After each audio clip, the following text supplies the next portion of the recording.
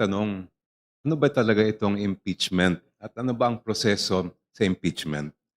Klarong-klaro po sa ating konstitusyon, Article 11, Section 3, the House of Representatives has the exclusive power to initiate all cases of impeachment, while the Senate has the sole power to try and decide all cases of impeachment. Madaling salita, ang Kongreso ang nagsasampa o naghahain ng impeachment case, habang ang Senado naman ang nagsisilbing hukom o tagahatol. Kaya tayo nandito sa hearing na ito ay para malaman, dapat nga bang isampa ang impeachment case laban sa Vice Presidente? Nung nakaraan, nakita po natin na sufficient in form and substance ang dalawang impeachment complaint. Ibig sabihin nito, sapat o tama ang forma ng mga reklamo at may sapat na nilalaman para umusad tayo sa pagdinig na ito. Nakita din ng committee na ang impeachment complaint ay sufficient in grounds o may sapat na batayan. Sa puntong ito, mismo ang konstitusyon ang nag-uutos sa Committee on Justice na magsagawa ng hearing. Ano naman ang ihihiring natin? Siyempre, walang iba kundi ang ebidensya at testigo. Our duty is clear, Madam Chair. This committee must secure and verify every piece of evidence, and we must protect every witness so they may give their testimony under oath. Ito ay naaayon mismo sa Section 7 at 8 ng Rules of Impeachment. Itong dahilan kung bakit po tayo naghain ng motion para makuha ang kopya ng SALN ng Vice Presidente at para bigyan ng proteksyon ang testigo na si Mr. Ramil Madriaga. Ang impeachment case na ito ay dadaan sa butas ng karayom. This is the only way for the truth to come out. Pagkatapos ng committee, boboto po ang buong Kamara at magpapasya kung dapat ilitis ang kaso sa Senado. At sa bawat hakbang, nakatutok ang buong bansa para bantayan ang proseso. Maraming salamat po. Thank you, Madam Chair.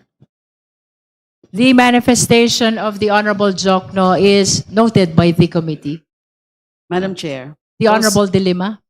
also a brief manifestation and a question to the Honorable Chair and the Committee With the indulgence Secretariat. of the Honorable Dilima, we would like to tackle first our ground rules before we proceed to your subsequent manifestations and questions to the committee. Thank you, Madam Chair. Thank you. Madam Chair, Regarding the ground rules, we would like to acknowledge Vice Chair Zamora. Thank you, Madam Chair. Bago po tayo magsimula sa deliberasyon ukol sa pagtukoy ng probable cause sa impeachment proceedings na ito, kinakailangan magtakda ng ating chairperson ng ilang panuntunan upang matiyak ang maayos, patas at episyenteng pagtatalakay. Ang komite ay may 38 na regular members. Ang quorum ay 1/5 ng kabuuan. Ang ex-officio members ay may boses at may boto. Ang mga nais magsalita ay kailangan makipag-ugnayan sa committee secretary upang maitala ang kanilang pangalan. Magkakaroon tayo ng alternating recognition ng minority at majority na may 5 minuto bawat isa. Maaari tayong magbigay ng second round kung may oras pa po. Hinihiling ng chairperson na hintayin muna ang kanyang pagkilala bago magsalita upang mapanatili ang kaayusan. Sa mismong pagdinig, ang mga resource persons ay susuriin ng mga miyembro ng komite alinsunod sa Section 7 of the Rules of Procedure in Impeachment Proceedings. Ang mga resource persons ay hindi papayagang magsalita o gumawa ng mga interjection malibang kung at hanggang sa sila ay kilalanin ng ating chairperson. Tanging ang mga miyembro ng komite lamang ang may karapatang suriin o i-cross-examine ang mga resource persons. Ang mga partido ay maaaring humingi ng pahintulot mula sa chairperson na magsumite ng mga tanong na itatanong ng ating chairperson kung sa kanyang opinyon ay kinakailangan ang mga ito para maging malinaw ang talakayan. Ang pakikilahok ng mga abogado, ng mga partido o resource persons ay limitado sa pagpapayo sa kanilang mga kliyente tungkol sa kanilang mga karapatan sa ilalim ng konstitusyon.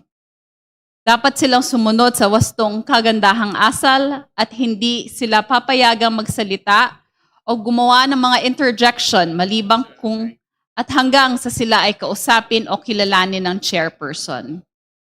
Mga kasama, impeachment is an extraordinary constitutional process. It demands sobriety, discipline, and unwavering respect for the rule of law. Hindi personalidad ang ating hinaharap ngayon, kundi ang ating constitutional duties. Thank you very much, Madam Chair.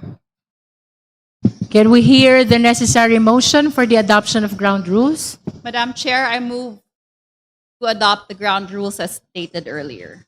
There is a motion to adopt the ground rules read by the Honorable Zamora. Do I hear a second? Madam Chair, Is there any objection? discussion. Madam The Honorable Rodriguez. Madam Chair, the right to counsel is assured by the Constitution. So therefore, the respondent here has always have the right to counsel. In fact, in many cases, our rules of court is supplementary to the rules of impeachment in the House. And so therefore, this representation believes that first, they are entitled, counsels for both sides are entitled to send questions, and I agree with that, Madam Chair. But what I would like to emphasize is that the Vice President can always designate their counsel to appear in all the proceedings, so that we should be able to state there that the right to counsel, the right to be heard by herself or counsel is assured by the Constitution. But we know the response of the proponent of the motion as to that particular observation. If I may confirm, the Honorable Rodriguez, you would like the committee to acknowledge the right of the counsel even in the absence of the respondent. That's correct. Based on jurisprudence, Madam Chair, that although this is not a criminal proceeding, it is akin to a criminal case because we are trying to remove and there is also perpetual disqualification. And so, in other words, the Vice President can send her counsels here to appear for her. In fact, the right to self-incrimination is there. And a person who is now being investigated has the right to already not take the stand or at the time she wants to appear to be able to invoke it when she is asked an incriminatory question. So that is the position of this counsel. Thank you, Madam Chair. Of course, based on the ground rules that was read by the Honorable Zamora, the right to counsel is described as assistance to clients or to the parties. Now it is being proposed by the Honorable Rodriguez that the same be acknowledged even in the absence of the respondent or the parties. May I hear the comment of the members of the Justice Committee? Madam Chair. The Honorable Vice Chair Dumogan. Thank you, Madam Chair. I agree if that is on the presentation of the complaint's evidence. But at the time the respondent will be presenting her evidence, she must be present because who will answer clarificatory questions in cross-examinations of what will be presented?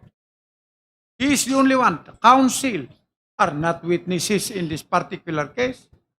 So I hope my colleague will agree that at the time the respondent is given the opportunity to present her evidence, she must be present. Thank you, Madam Chair. Would you like to clarify the extent of the participation that you are proposing? Yes, Madam Chair. What I am proposing is, at the time that we have concluded the presentation of the evidence of the complainants. And it will be the turn of the respondent. Then the respondents or her witnesses must be present because they are the only ones who can answer clarificatory questions or cross-examination questions of any of the members of this committee. The lawyers of the respondents are not witnesses to the said defense of the respondent. So it is a must, Madam Chair, that she must be present at the unless she will waive the presentation of her evidence when it is her time to present her evidence pursuant to our rules of impeachment, Madam Chair. For purposes of accuracy, Honorable Vice Chair Dumogan, you are proposing that the respondent's counsel, even in her absence, be allowed to present the evidence. But for purposes of clarificatory hearing, it should be the Vice President herself who should be present and answer the questions before the Justice Committee. That's exactly correct, Madam Chair. Thank you. Any other member who Madam wish to Chair? manifest? The Honorable Rodriguez. Madam Chair, the right against self-incrimination is very clear. Under our rules, the criminal procedure rules, which are suppletory, because our rules are very, very pithy in terms of the procedure. 2 points, Madam Chair. The respondent has the right not to appear, and therefore she does not need to be present, because that is the right of a respondent, akin to a accused in a criminal case, as decided in the cases, Madam Chair. That's number one. Number two, the counsels here are not only to advise on the legal rights, they have the right to cross-examine, because the Vice President will not be present. If she's present, she cannot cross-examine witnesses, because she has lawyers. So therefore, 2 points. The rule that requires that lawyers can only, the participation is only to advise the legal rights of the witness is on the rules on the investigation in aid of legislation. That is expressly found in the rules in aid of legislation, the hearings. But it is not found in our rules. I've been reading our rules of procedure. There's nothing here that limits it to only advising. Therefore, in an adversary proceeding like this, we have to therefore hear the counsels if they wish to be present, but if not, then that is also the lookout of the respondent. But I believe that we should be clear in our rules that the presence of counsel of the respondent has the right to cross-examine directly the witnesses for the complainants. And secondly, there is no need for the Vice President to appear in hearing, because that is her right not to be able to appear, and we can make conclusions out of her non-appearance. No need for her to appear. Thank you, Madam Chair. Madam Chair. Madam, The Honorable Chua, are you raising your hand?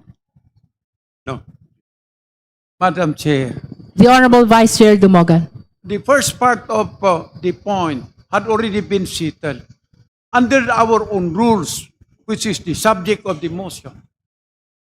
The counsel of the respondents are allowed to cross-examine by writing their questions, submitting it to the chair.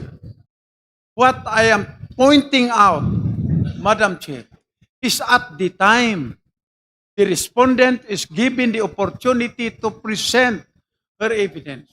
Well, counsel may present her evidence, but she must be present, or the witnesses that she is presenting must be present, so that the members of the committee will have the chance to examine or ask clarificatory questions from them. The counsels are not witnesses to the defense of the respondents, Madam Chair. Thank you, Madam Chair. For the guidance of the justice members, part of the proposed rule is giving opportunity to the complainant and the respondent and their counsels to submit questions to the chairperson so that they may be raised in the deliberation if no justice members are raising similar questions. Let us all be guided as well that the hearing proper in the Justice Committee is akin to a preliminary investigation.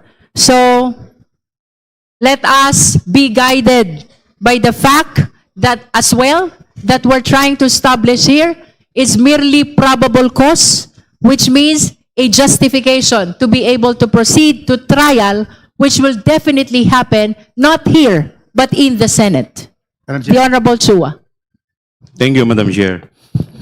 Madam Chair, let me read what is provided under our rules, the rules of procedure in impeachment proceeding. Under Section 7, it provides that if the committee finds that there is sufficient ground for impeachment exists, the committee shall conduct a hearing, which we are now doing.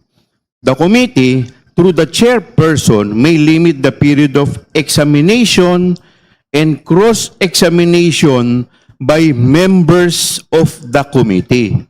Therefore, Madam Chair, it is very clear under our rules that it is only the members of the committee who can participate with respect to the examination and cross-examination of the members. Why? Because, like what you said a while ago, this is akin to the preliminary investigation wherein it is the investigating officer or the investigating city prosecutor who is asking clarificatory questions.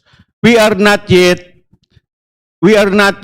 in the trial where the lawyers or counsel of the defendant can cross-examine the witnesses. Now, this can also be, we can also be guided by our rules of procedure governing inquiries in aid of legislation, which the Honorable Rufus Rodriguez mentioned a while ago, that under Section 13, appearance of counsel, here, the participation of counsel for witness during the hearing and while the witness is testifying shall be limited to advising on the legal rights of said witness. Why? Because this is a committee function. So, ganun din po dito. Ito pong ginagawa natin is also a committee function. The cross-examination, ang purpose po ng cross-examination dito is just to ask or just to clarify questions. Hindi pa po ito yung talagang trial proper wherein we can cross-examine thoroughly the witnesses. Thank you, Madam Chair. Madam Chair. Thank you. The Honorable De Lima. Thank you, Madam Chair. I concur with the views expressed by the Honorable Joel Chua. As expressed very clearly by the Honorable Chair earlier, the proceedings today, the proceedings from now on, henceforth, would be the determination of probable cause. And therefore, this proceedings is indeed akin to a preliminary investigation. There are no formal direct examination or cross-examination in the proceedings before the prosecutor's office. Yes, we can recognize the respondents and the complainants' right to counsel, but their role ought to be limited because this is only preliminary investigation. Role like identifying affidavits can assist their clients, can assist the complainants, or can assist the respondent. But if they have questions, as expressed and as already laid down in the ground rules read by the Honorable Representative Zamora, they can course it through the chair. In that case, they are afforded the right to confront, the right to ask clarificatory questions. This is not a full-blown trial yet that happens in the Senate.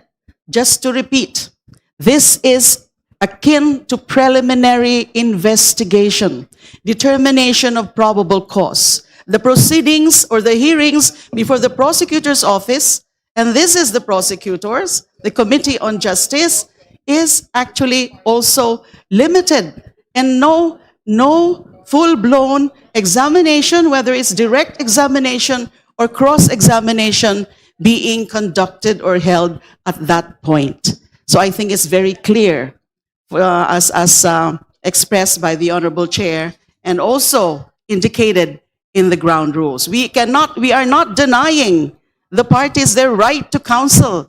They have the right to counsel. They can assist for purposes especially also of asking clarificatory questions, but we have our own rules here, coursed through the Honorable Chair. Thank you. Madam Chair. The Honorable Ridon and then the Honorable Rodriguez.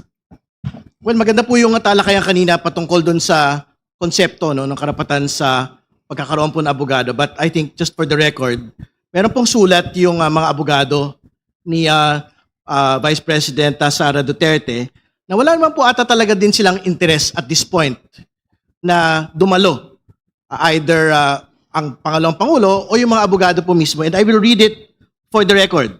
Madam Chair, we are still on our ground rules discussion, so that can probably wait, and we will be able to discuss that. No, just because to- we are now on approving the ground rules. We are not yet determining what the council or the vice president is proposing or manifesting to us. For the So can- guidance of the justice members, there is a pending motion for the approval of the ground rules read by the Honorable Zamora. Perhaps we will be proceeding to the letter sent by the lawyers of the respondent after we address the motion for the approval of the ground rules. Yes, Madam Chair, but just to make the point that even if we talk about a conceptual matter relating to the right to counsel, if the counsels themselves are actually questioning these proceedings and the Vice President herself is questioning this proceeding, I think that needs to be placed on record, Madam Chair. So I will read it.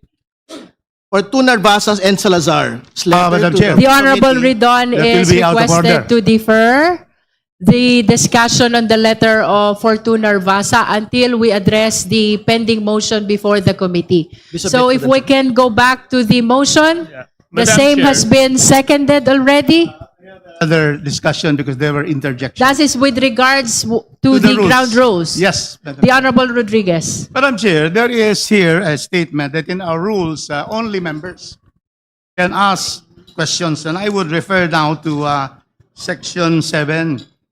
Committee finds, and then the committee shall conduct a hearing and examination and cross-examination by members of the committee. Very clear. However, Section 7 shall obey the Constitution of the Republic of the Philippines. The Bill of Rights, Madam Chair, Article 3, provides that the right to be heard by himself or herself or to counsel is inviolable. It is in paragraph, in section, in the rules, in the Bill of Rights, is in the section on Section 2, and then also on custodial Section 2 and Section 4. So, Mr. Chairman, I am saying that we just have to give the right, otherwise there will be no due process. If only the members Chair. can ask, we should allow. Madam Can I Chair. finish Chair, first, they Madam have Chair? the right. I have allowed my good chair to finish. So let me finish my manifestation. So therefore, Madam Chair, it is very clear that counsels should be allowed to cross-examine. Now, the issue here is that the rules provide that they submit the questions to the chairman. Will the chairman have the discretion to read or not? Or everything that will be given to the chairman will be read? To answer the question of the Honorable Rodriguez, so long as the question is germane to the discussion pending before the committee, the chair will read the questions which are being submitted or which will be submitted by the counsels of the parties. That includes the counsel of the respondent. Thank you, Madam Chair. But Madam just to Chair. be able to state that this representation believes to be able to afford really procedural due process, as pronounced in the leading case of Antibay versus CIR. The 7 cardinal rights of a person who is accused, in this case, akin. We are really, this is even more than a criminal case because we are trying to remove the official who had the highest votes in the history of this country as vice president. So what I'm saying, Madam Chair, we should allow the counsels to appear if they so wish and be able to cross-examine the witnesses of the complainants. That is the way to be able to afford the opportunity of procedural due process as is enshrined in Article 1 of Article 3 of Section 1 of the Constitution. Madam Let Chair. us be guided by the fact that this is not yet the trial. Madam Chair, may So I be what allowed? will happen before the Justice Committee is indeed merely a clarificatory hearing. Trial is different because, as has been repeatedly stated, only the Senate can conduct the trial. Madam What Chair. will happen before us is merely clarificatory hearing, and those questions are to be raised by the justice members.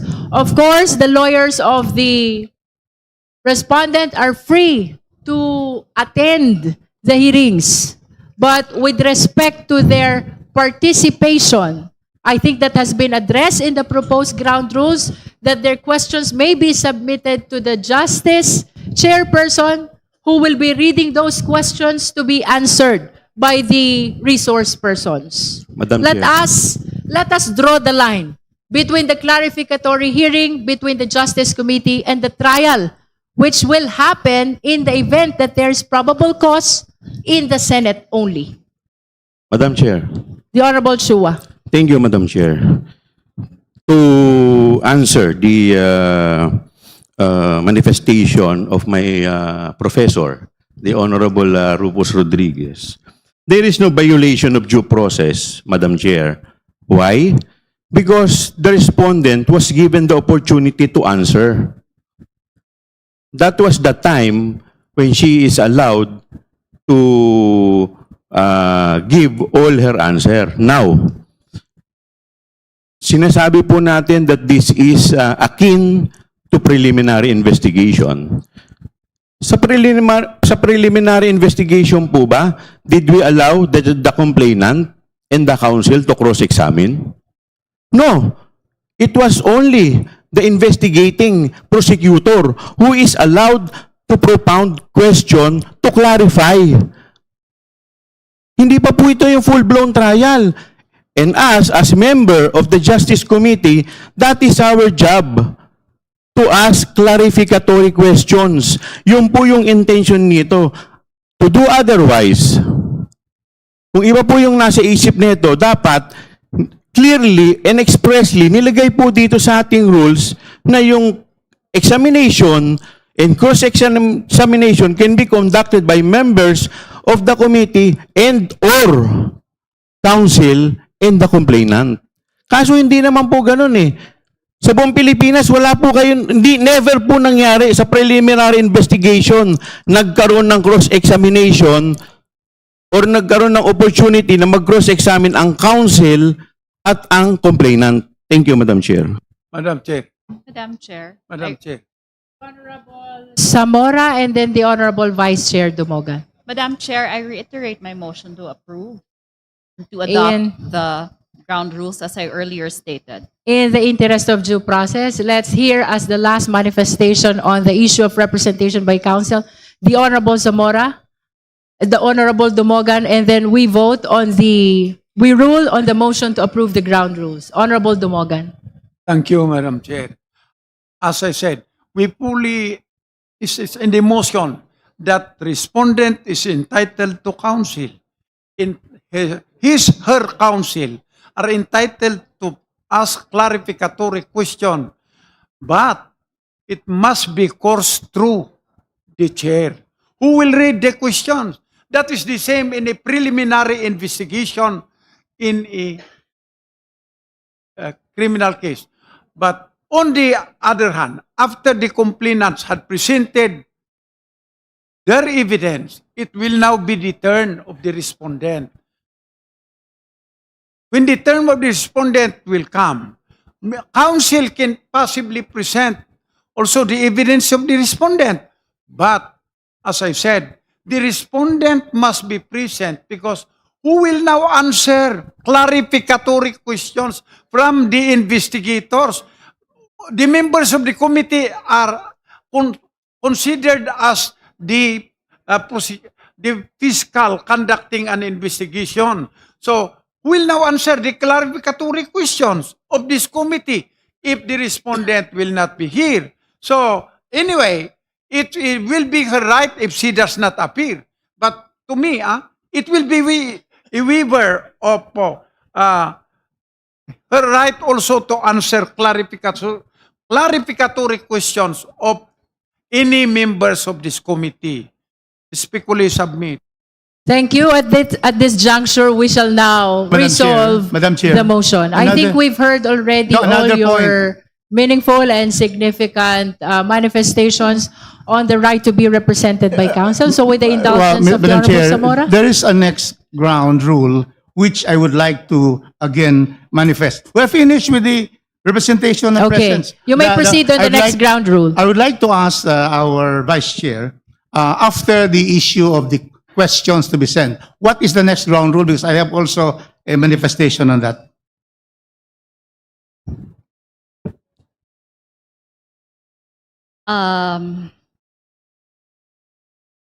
The last one is ang pakikilahok ng mga abogado ng mga partido or resource person ay limitado sa pagpapayo sa kanilang mga kliyente tungkol sa kanilang mga karapatan batay sa konstitusyon.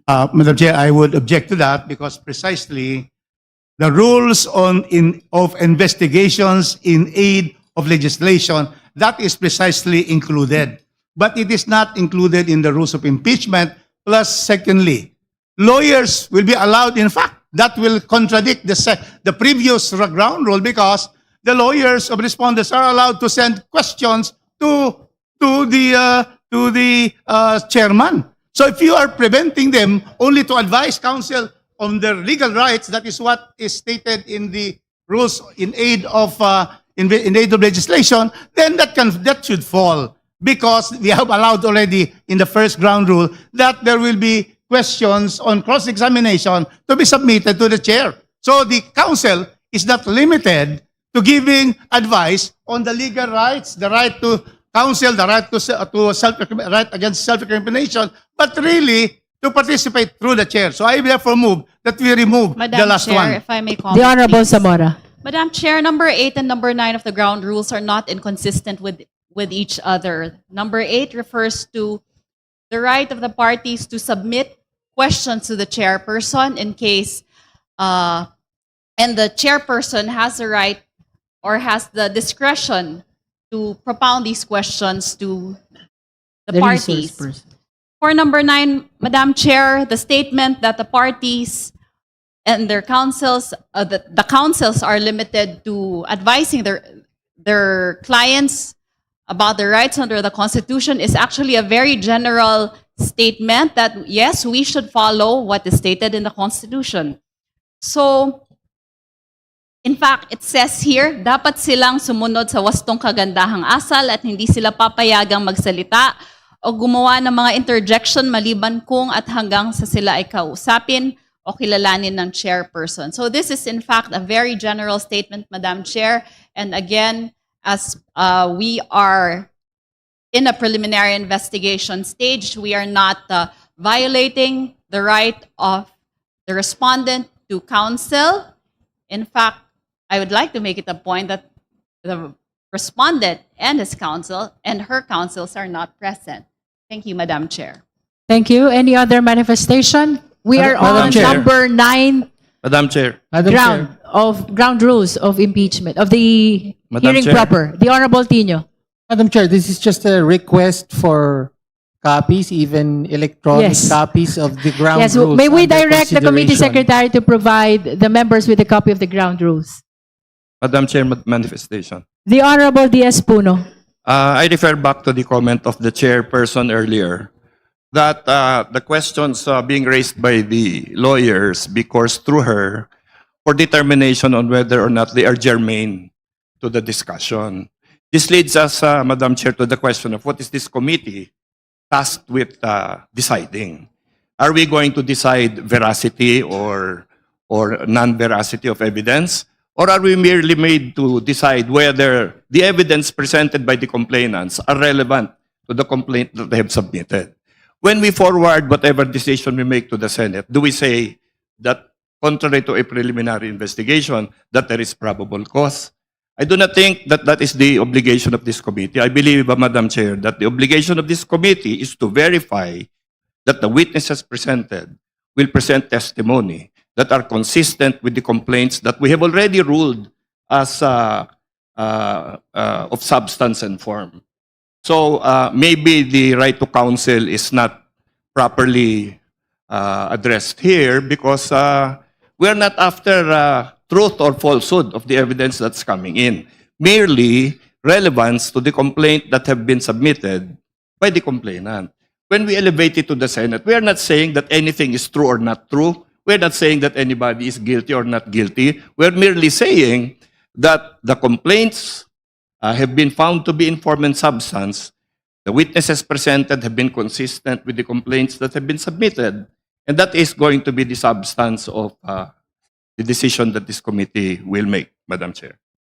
Thank you. And in addition to that, let us be reminded that part of the ground rules is allowing the lawyers of the parties, that includes the lawyers of the Vice President, to submit their questions to the chairperson so that the chairperson can raise them to the resource persons or even to the parties in the case or the witnesses, so long as the same is germane to the impeachment proceedings.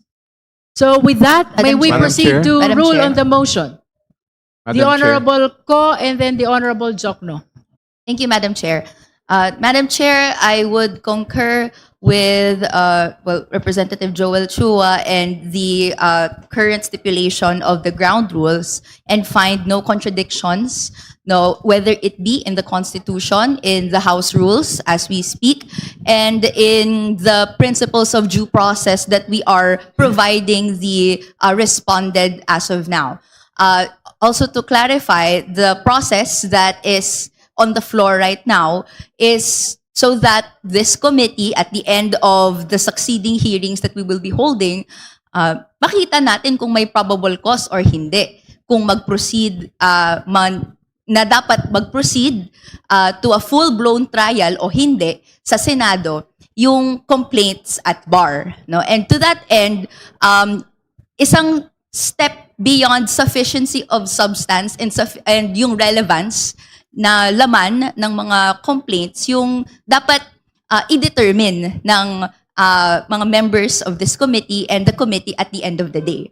That's why, for me, kailangan din po yung hindi lang presence ng respondent, but rather yung meaningful advice that the lawyers can provide, which is sufficiently detailed naman na po doon sa ground rules na pinopropose. So, Madam Chair, if necessary, I would like to second the motion as on the approval of the ground rules. After the manifestation of the Honorable Jokno. Thank you, Madam Chair. To ensure consistency and as well avoid the possibility of any litigation that may question the rules of the committee, perhaps the committee could entertain a possible amendment to the proposed House rules. The last provision, to make it clear, could state that the participation of counsel shall be limited, number one, to assisting their client, number two, to submitting questions to the chair, and number three, to filing whatever appropriate manifestations they choose to, and if required by the committee, a memorandum as stated in the rules on impeachment. That way, there can be no issue as to, no one can argue that the right to counsel is being denied by the committee. I would make so move, Madam Chair. Second. That is a motion for, if I may be clarified, Honorable Jokno? Because there is a pending motion as well for the approval of this ground rules. So may we hear first, before the second motion, that is for the amendment, if the proponent of that ground rules is accepting your proposed amendment. Madam Chair, can I Yeah. just insert this Kindly wait to manifestation? be recognized, Vice Chair Dumogan. Madam Chair, please. I accept the restating of the ground rules as amended by the Honorable Jokno, and I would like to point out that these are just ground rules and not rules of the House of Representatives. These are just the ground rules of the Committee on Justice. With the acceptance by the proponent of the amendment by the Honorable Jokno, may I hear the necessary motion to approve the amended ground rules? So Vice moved, Chair Miss- Zamora. So move, Madam Chair. Second, Madam Chair. There is a motion to approve the amended ground rules by the Honorable Dumogan. It has been seconded. Is there any objection? Hearing none, the amended ground rules is hereby approved. Now we proceed to the next matter. Earlier, the Honorable Redon is manifesting a letter received from Fortune Narvasa Law Office. Now we recognize the Honorable Redon for that matter. Madam Chair, the counsels of Vice President Sara Duterte, Fortune Narvasa Salazar, and Attorney Michael Wesley Poa submitted a letter explaining the Vice President's absence today and their absence as well as counsels for the Vice President. And I will read the main basis for their objection to attending today. Under these circumstances and considering the public statements made by the chairperson, it appears that the committee intends to conduct a trial. I think, Madam Chair, the House Committee on Justice should confront this accusation squarely today. This particular position of the counsels and of the Vice President herself is basically a legal word salad. Ibig sabihin po, wala po itong batayan sa katotohanan. Ito po ay legal na pagpapalusot para lusutan na naman pong muli ang pagpapanagot sa mga impeachable offenses laban sa atin pong pangalawang Pangulo. Yung pong paggamit ng mini trial ng ilan po sa mga kinatawan ng komite pong ito ay para lamang po sa pagpapaliwanag sa atin pong mga kababayan nung pong pagtakbo ng proseso po na impeachment. Particular, ito pong hearing proper at more particularly to make a distinction from the actual trial which will happen at the Senate. No? So, tingin ko yun lang po yung malinaw po na distinction dito po sa bagay po na ito. And Madam Chair, there is nothing in the rules and the proceedings that we have today which can in fact be considered as unconstitutional. I will read for the record the rules yet again and the constitutional provision. The constitutional provision in Article 9, Accountability of Public Officers, Section 3, 2.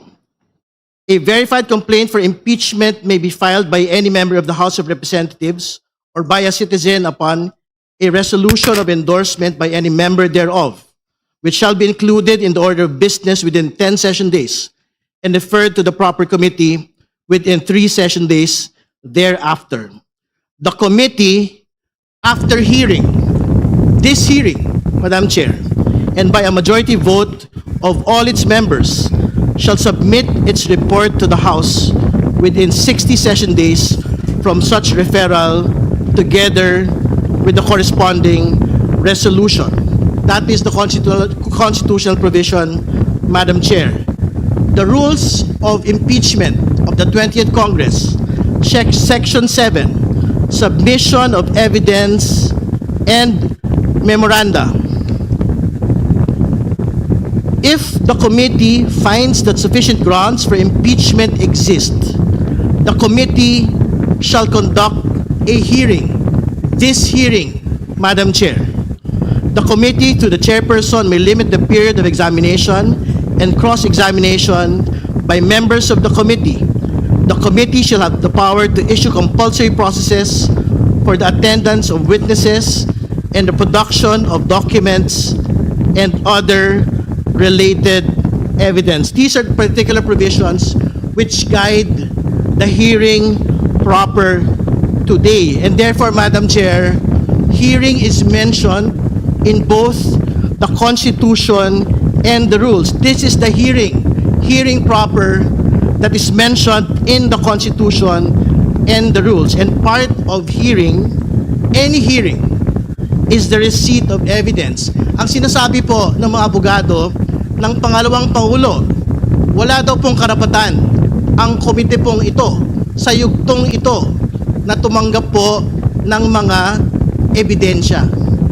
Pero alam po natin na sa mga pagdinig, bahagi po ng mga pagdinig ang pagkuha po ng mga ebidensya. Make no mistake, Madam Chair, the committee will fulfill its constitutional mandate to conduct hearings in the context of impeachment. More importantly, make no mistake, we will receive evidence during these hearings. The subpoenas of all the witnesses and documents will be issued. The subpoenas on the audit reports and congressional records will be issued. The subpoenas on the SALNs, on the bank records, on the tax documents, on the businesses, corporate records of the Duterte Carpio couple and their business interests placed in the SALNs of 2024 will be issued. We will fulfill this mandate today, Madam Chair, until the very end of these proceedings. Yun lamang po. Maraming salamat. Just for the record, the use of mini trial by some members of the Justice Committee is intended only to make a distinction between the proceeding before the Justice Committee and the trial which will happen in the Senate. Let us always be reminded that our parameter in our hearing proper is the determination of probable cause only, which means the justification to be able to proceed to trial. Again, we are not yet determining the guilt. We are not holding trial. This is just a clarificatory hearing for the purpose of determining probable cause, which will allow us to proceed to trial in the Senate. Madam Chair. That is for the record. The Madam Honorable Chair. Ko. Madam Chair. Madam Chair, a comment. The Honorable Ko and then the Honorable D.S. Puno. Madam Chair, also for the record, there is a statement released by the Office of the Vice President, no, echoing the parts of the letter issued by counsel, and again using the word quote-unquote mini trial. Madam Chair, on the record, I'd like to contest, no, and express my grievance on the use of the word mini trial. What is happening on the floor, Madam Chair, is determination of probable cause. It is a different, no, proceeding that if you also provide equivalence in how we do this in the judicial proceedings, clear naman po ang distinction ng ginagawa ng Office of the Prosecutor. And kapag nahanap na po yung probable cause na yon, magpo-proceed na po sa trial sa korte. For me, Madam Chair, it is irresponsible to muddy legal concepts so as to, no, create a reason para po hindi mag-appear and even defeat the capabilities of this committee to talk about evidence, no, pleadings that is provided and may avenue naman na pinapadaloy under our House rules. So, Madam Chair, I'd just like to put on the record, no, yung grievance on the use of the word mini trial. Thank you, Madam Chair. Thank you. The Honorable D.S. Puno. Thank you, Madam Chair. I refer back to the comment earlier by Congressman Jokno, which I think is very important, that we try to be sensitive to any actions that the committee takes that might open us to questioning on the higher judicial levels. We are in a hearing today. Hearings usually result in committee reports. Committee reports that will not have a judgment, that will not have any statement on the true veracity of any evidence that is presented here, because that is the work and job of the Senate, in my belief. No?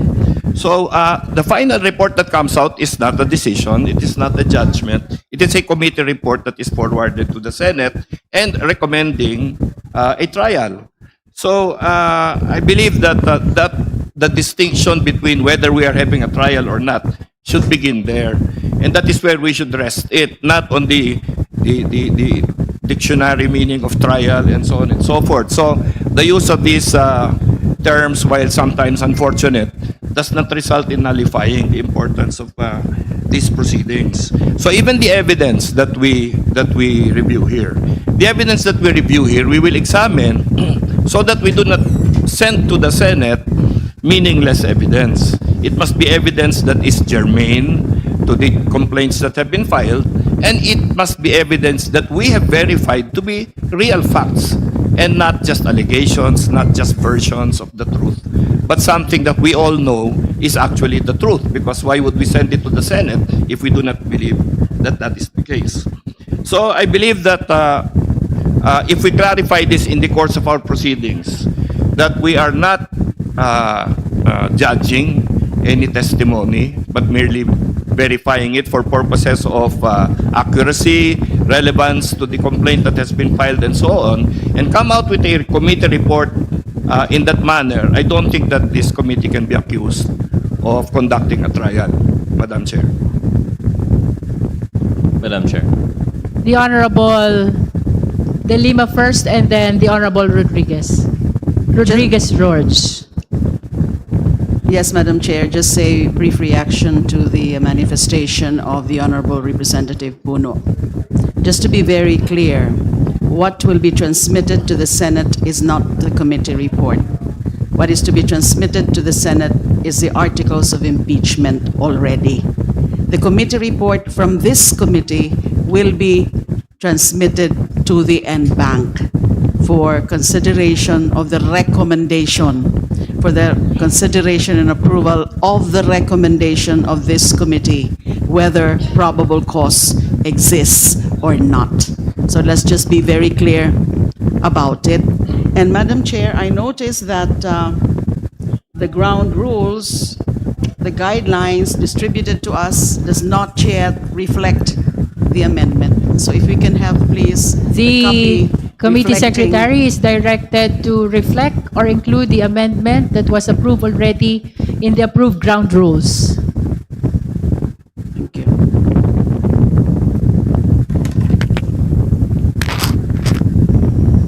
Are you finished with your manifestation, Honorable De Lima? Madam Chair, another point. Can we have a confirmation from the committee secretariat that indeed Respondent Sara Duterte and her counsels were duly notified of today's proceedings? Second, if so, is there any communication or anything, a pleading, a communication filed or submitted to the committee secretariat saying categorically that they are not appearing in today's hearing or in today's proceedings? Well, and another question is there also any communication or any submission made from their camp explaining the absence of Respondent Sara Duterte? Because aside from the letter put on record by the Honorable Terry Ridon about questioning the proceedings under the erroneous premise that what is being conducted here is trial on the merits, there has been statements, pahayag, from Sara Duterte. I think this was circulated already to media. Let me just point out one important statement here. It's a pahayag from the Vice President of the Philippines, Sara Duterte, dated today, March 25. The second to the last paragraph says, naisumite ko na ang aking answer at kautelam. Sa ngayon, wala nang dapat pang gawin ng komite, kundi ibasura ang mga reklamo dahil sa malinaw na kakulangan ng ebidensya. Is this an indication clear enough that she is waiving her right to participate in our proceedings? So I just wish to have that confirmation of the committee secretariat as to whether there's been any formal communication saying that they will not, whether she or by her counsel, will not participate in the proceedings before this committee henceforth. The committee secretariat is directed to report to the committee the fact of having sent the notice of today's hearing to the respondent and whether there is a communication or a document filed in relation to that invitation, as well as the same letter which was earlier manifested by the Honorable Ridon. And if there are any other documents received from the respondent, the committee secretariat is likewise directed to report to the committee. Let's begin with the notice sent to the respondent. Comsec, please. Yes, thank you, Your Honor. The invitation for Vice President Sara Duterte to attend today's initial hearing was sent by electronic mail on March 19, 2026 at 10:25 a.m. It was acknowledged by, it was received March 19, 2026, 12:34 and acknowledged by the Central Records Unit of the Office of the Vice President. The invitation for two Narvasa and Salazar, counsel for Vice President Sara Duterte to attend today's meeting was emailed on March 19, 2026, 10:21 a.m., received March 19, 2026, 1:45 p.m., acknowledged by Fortune Narvasa Salazar. As far as any communication from the Office of the Vice President manifesting that she will not attend today's initial hearing, the only communication we received with respect to that is the letter from her counsel, Fortune Narvasa and Salazar. That's all, Your Honor. Any comment from the Honorable De Lima?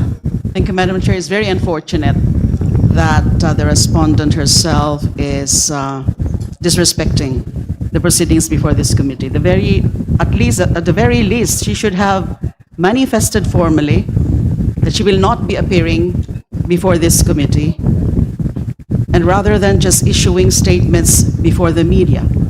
Because that letter submitted by her counsel, the Fortune Law Office, is not yet very clear there. Are they appearing or not? Show respect. They cannot just assume that this is going to be a trial, because it's already clarified that it is not full-blown trial. This is not trial on the merits, but simply akin to preliminary investigation. With, of course, right to counsel, right to appear, right to assist the clients, and right to submit clarificatory questions to the Honorable Chair. So this is disrespect, another manifestation of her affront the constitutional process. I remember what the Honorable Chair cited earlier in her opening remarks.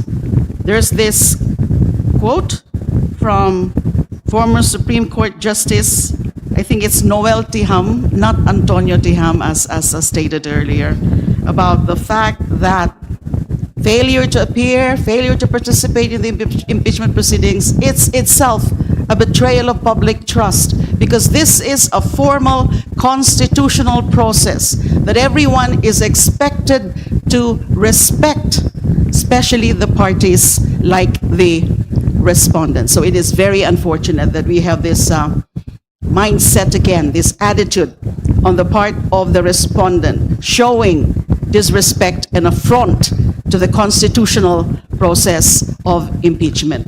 Thank you. Thank you. Now the Honorable Rog Gutierrez. Thank you, Madam Chair. Madam Chair, I believe the Honorable De Lima has made some good points, and we were actually moving on with the discussion. But I just wanted to go back po, just a short manifestation on dun sa issue ng mini trial, because this representation agrees with our colleagues here today that I think we should confront, I think was the term used, this framing of what is going on here today. Kasi Madam Chair, we take exception to this because I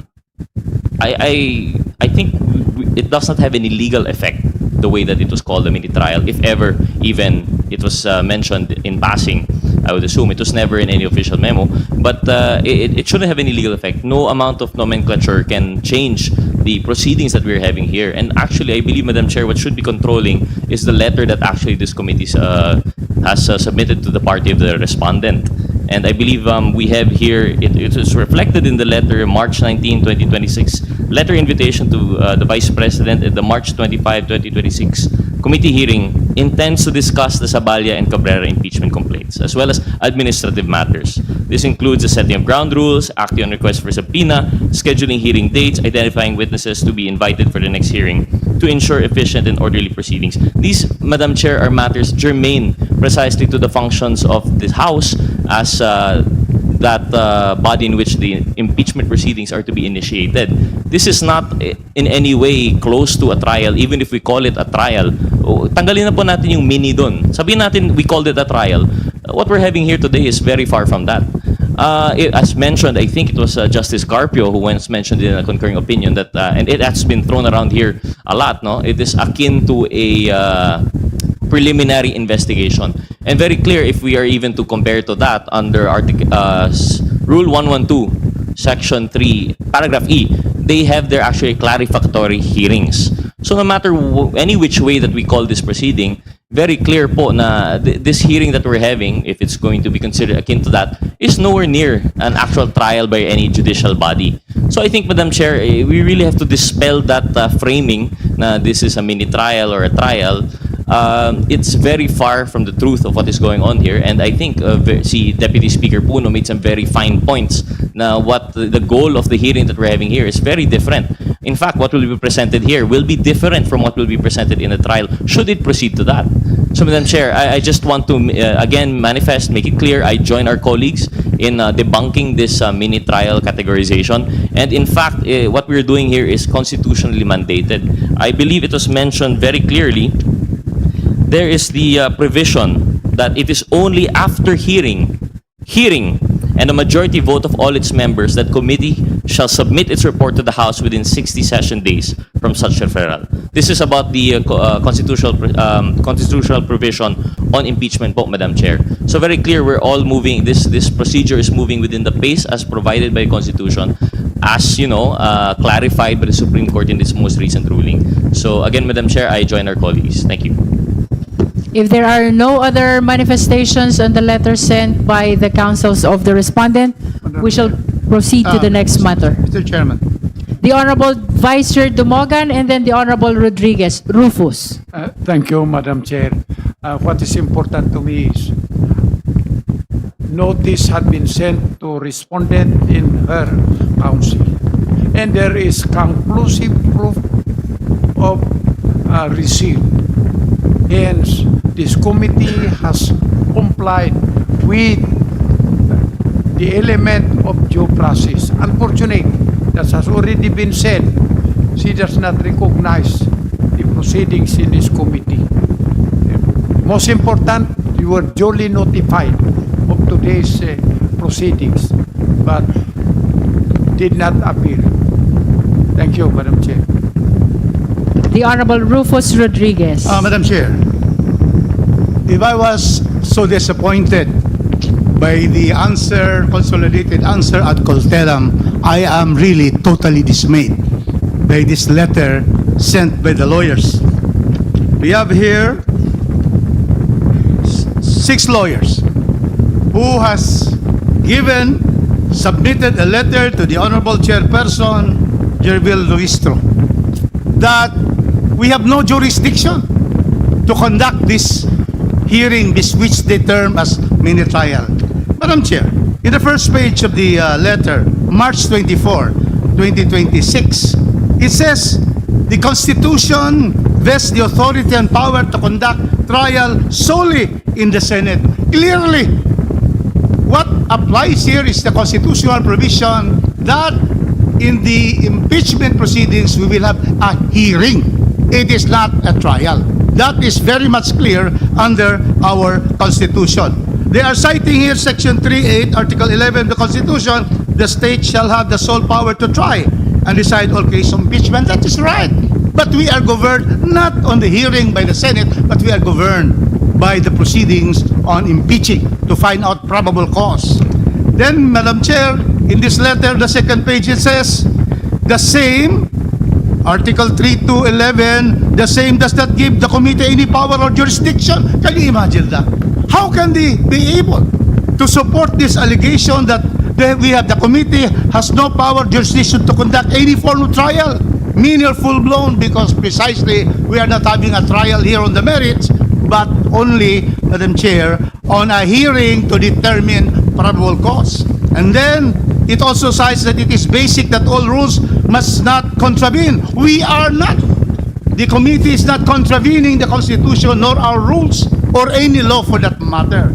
And then finally it says, Madam Chair, that on the ground they're saying that we have no authority and jurisdiction on the ground that the committee and or the HOR as well as any of its members lack jurisdiction to conduct any form of trial or exercise of its incidents. Any law student would know that precisely our committee has the power to hear on finding probable cause by the two complaints where we found sufficiency in form, substance, and grounds. Therefore, I move that we issue an order traversing these particular erroneous allegations in this letter.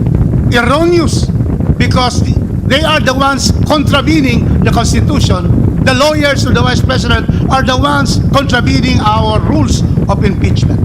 But then, in that letter, we invite them again to appear in the next hearing because we are always mindful of giving due process. So move, Mr. Chairman. Let us answer this by this committee.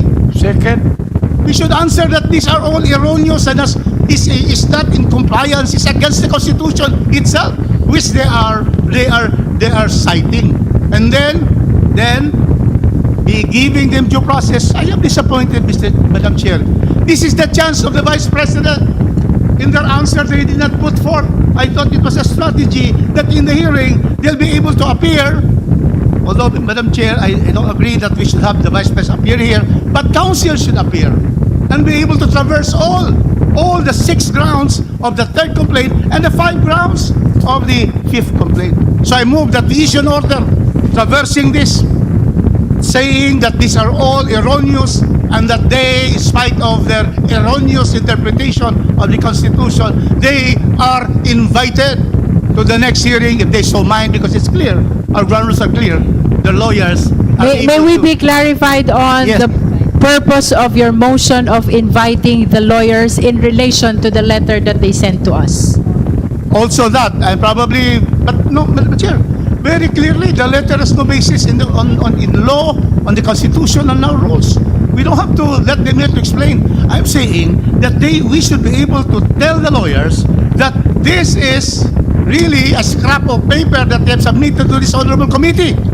It's an insult to the committee if this is what they want. And so therefore, we have an order from the committee for them to tell them that they are wrong and that they are invited in the next hearing so that we continue to try to give due process to the Vice President, which we wanted precisely to have her side on these grounds. Thank you.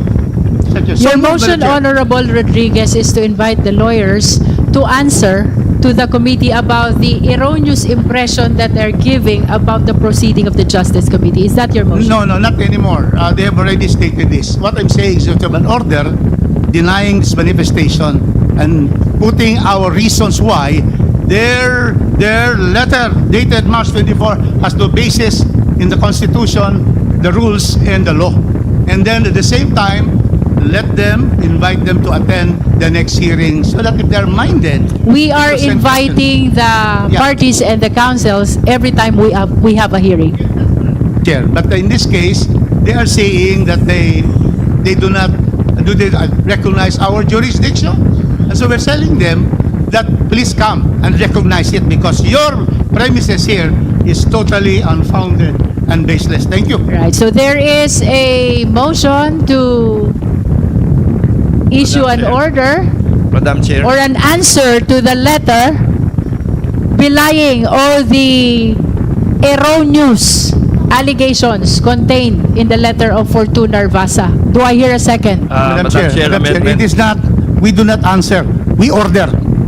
So it will not be, the committee will not answering anybody. It will be an order because we have the jurisdiction to order by stating that they have no basis and they are invited to appear. Thank you, but Madam Chair. it depends. on There the is a chair. motion to issue an order to the counsels of the respondent to attend in our subsequent hearings because all their allegations are erroneous. I am Amendment to pertaining to the the letter motion. sent by Fortuna Vasa. Amendment to the motion, Madam Chair. The Honorable D.S. Puno is recognized. Yes, may I recommend that in the amendment that we state that this matter was discussed at this hearing and found to be defective and erroneous. So I think that those statements of Representative Rodriguez should be included in the order. And then the invitation. But I think we should make it clear that it was discussed, just so that it's not made to seem later on that it was dismissed without due deliberation here. Madam Chair, may I? Is just, this in relation yeah, also to yeah. the motion? The Honorable Zia Yeah, Alonto Adjong. Before we act on the motion, Madam Chair, just for the public consumption, because our kababayans are watching us right now, the order as proposed by Congressman Rufus Rodriguez should not be taken as something for this committee to treat the lawyers with an equal footing, because the legitimacy of this process does not rely on the acceptance or recognition of these lawyers, or anyone for that matter. We are exercising our constitutional duty to proceed with the investigation, with the hearing as we are conducting right now. Para po sa kaalaman ng karamihan, yung sinasabi po ni Congressman Rufus Rodriguez is not really in response to put them in the equal footing as though the lawyers and this committee is exchanging ideas or opinions.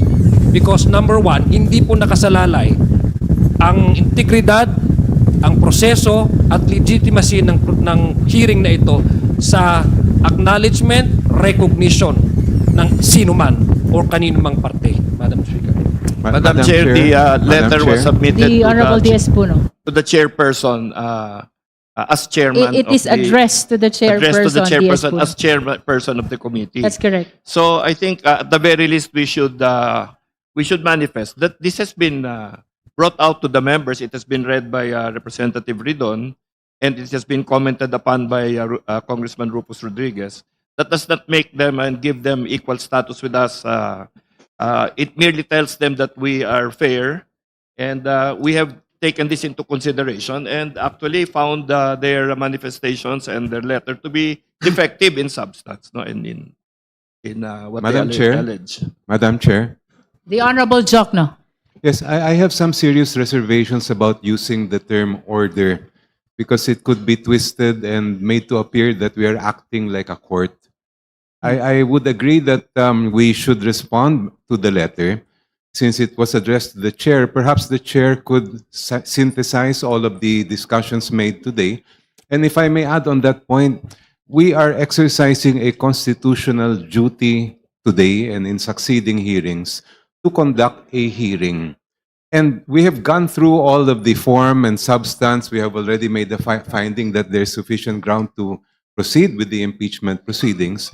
So what else do we have to do except to look at the evidence? Yan po yung tungkulin natin. And it was be clear to the public and to the lawyers of the Vice President that that is what we are doing today.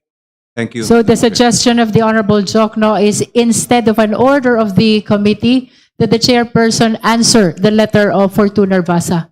Let's hear the comment of the proponent, the Honorable Rodriguez. Madam Chair, the issue has been brought to the committee. It's not anymore, the letter is addressed to you.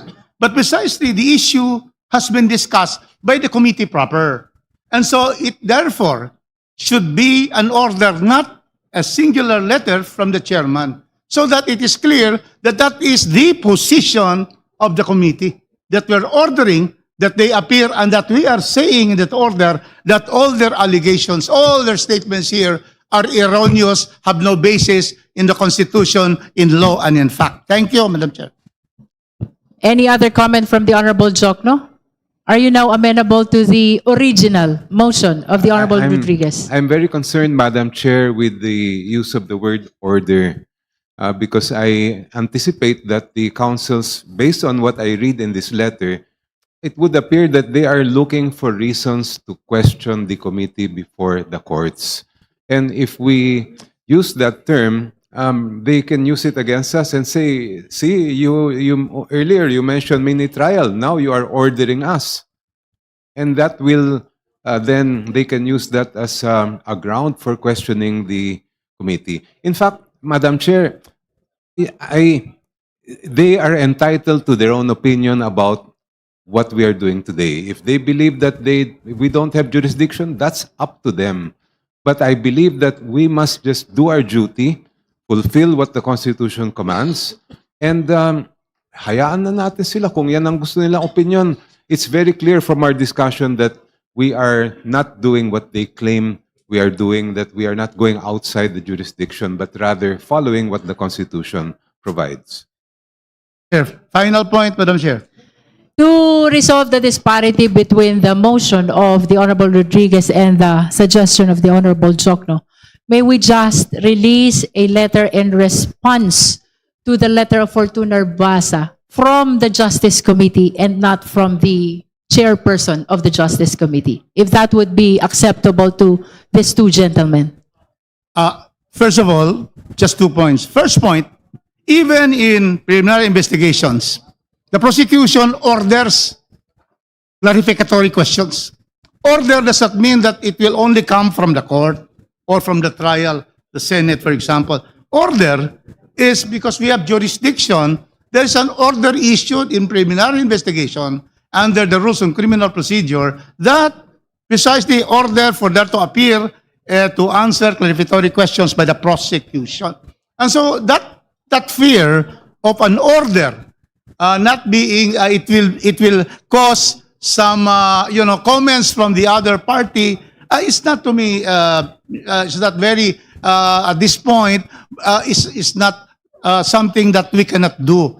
We have to therefore emphasize that as Committee on Justice is hearing, we are not having trials, but we are hearing for probable cause. And because they have sent this letter, which we find to be that they are not going to appear anymore because of no jurisdiction, an order requiring them to appear by stating also that their basis for not appearing, not recognizing the jurisdiction of this court has no basis in the Constitution, in law, and in fact. Thank you, Madam Chair.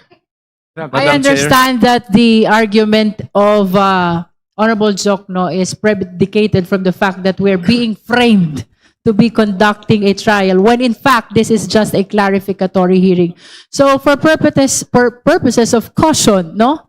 In order not to give them any opportunity to place us in a wrong impression of not following the Constitution and the rules, I don't see anything wrong about answering instead of issuing an order, if that will be acceptable to the Honorable Rodriguez. Madam Chair. The Committee on Justice can respond to the letter in its capacity as the committee and not me as the chairperson.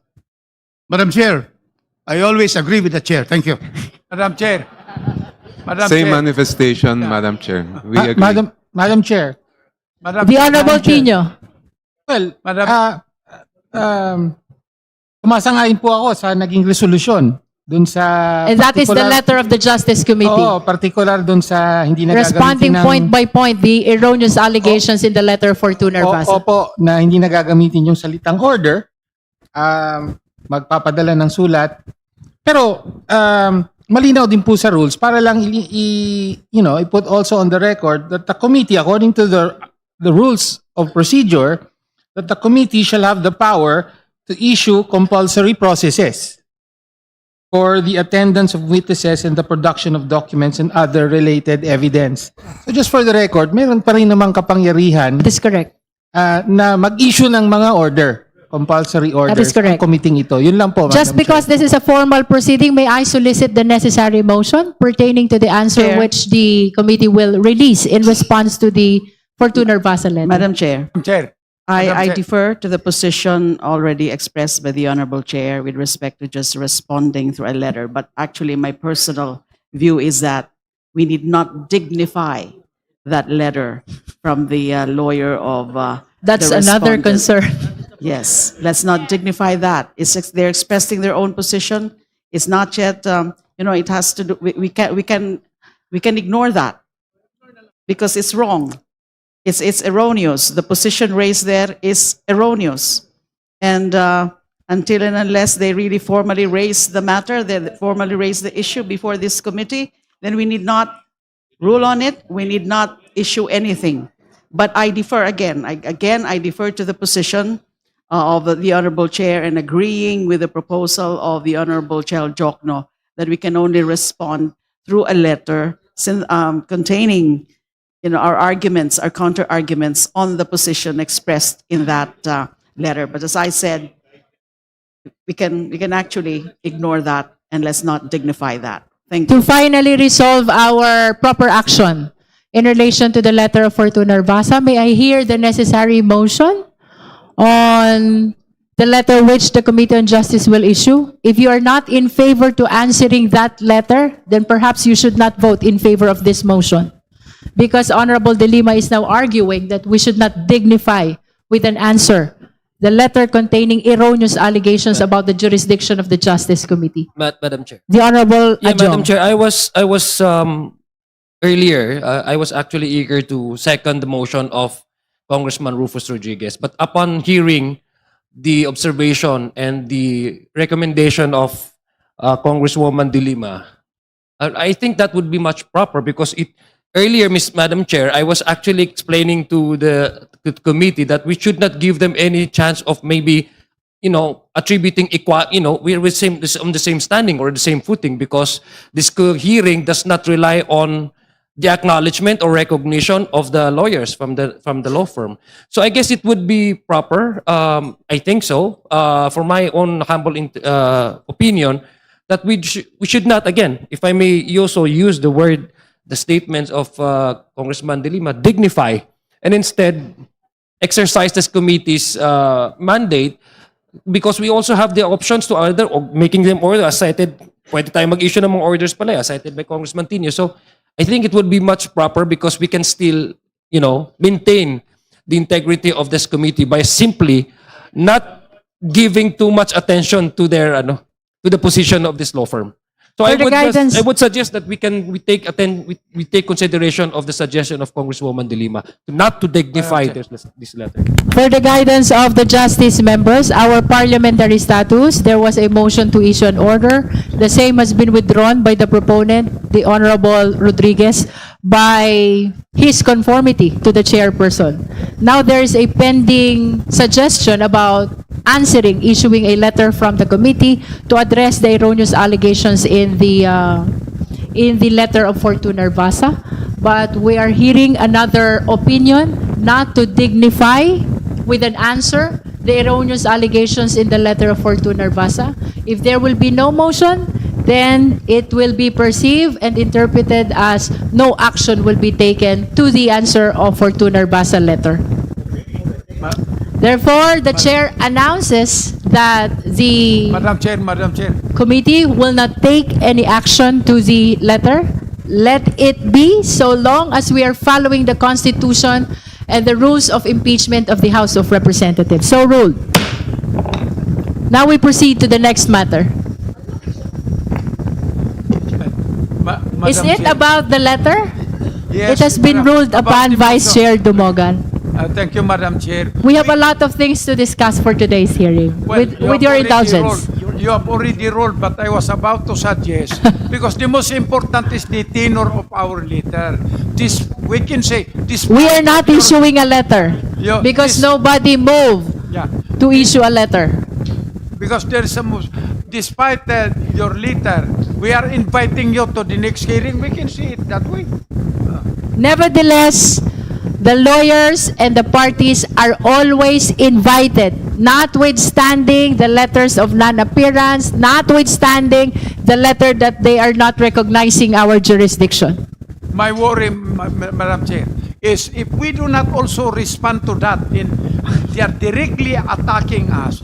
It's not, to me, it's not good. Why can we not just say, despite your accusation, we are respectfully inviting you to the next Madam Chair. proceedings. Madam Chair. Vice Chair Dumogan, we take note of your manifestation, but this issue has been ruled upon. Now we proceed to the next matter for our today's Madam hearing. Chair.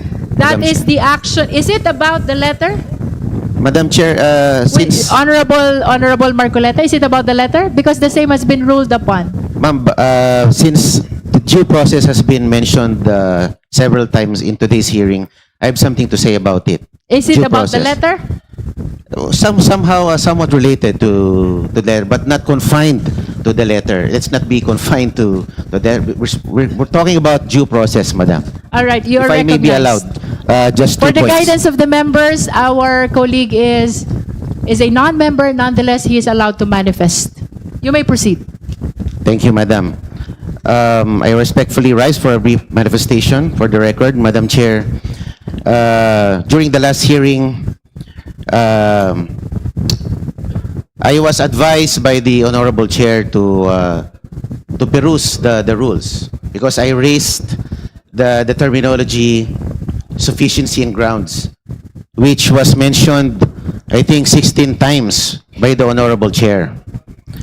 And I have gone over the rules very diligently, and the rule provides that the committee shall determine whether the complaint alleges sufficient grounds for impeachment.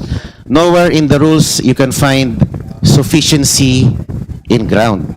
Ang aking pong opinion, Madam Chair, pag binago po natin o we alter the terminology, it will reap a different meaning or a different consequence. When we say we're just determining alleged sufficient grounds, we are just testing the allegations. Pag sinabi nating sufficiency in grounds, we seem to be weighing the evidence. So I just implore the wisdom of the Madam Chair to stick to the precise wording as stated in the rules. Yun lang, that's my number 1 point, ma'am. And You have other manifestations? yes, ma'am. You may proceed. Number 2, Madam, I have questions as to how the process of determining alleged sufficient grounds was achieved during the last hearing. How did we arrive at the determination? Because as far as I can recall, the Honorable Rufus Rodriguez suggested that we deliberate on the grounds, ground by ground.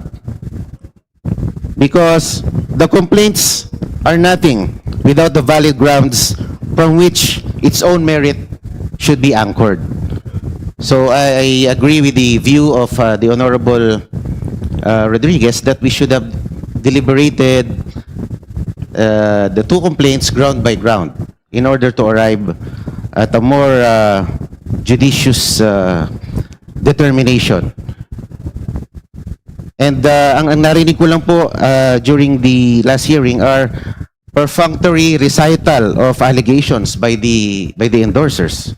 So it would appear that this was just a peremptory declaration of sufficient grounds and nothing more. Yun lang po, ang aking pong pakiwari, we should be not abbreviating due process because the ruling on Duterte versus House of Representatives stated that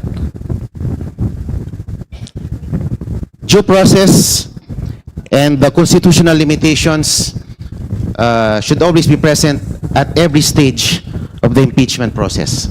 That's all, Madam Chair. Thank The you. committee notes all the manifestation of the Honorable Marcoleta.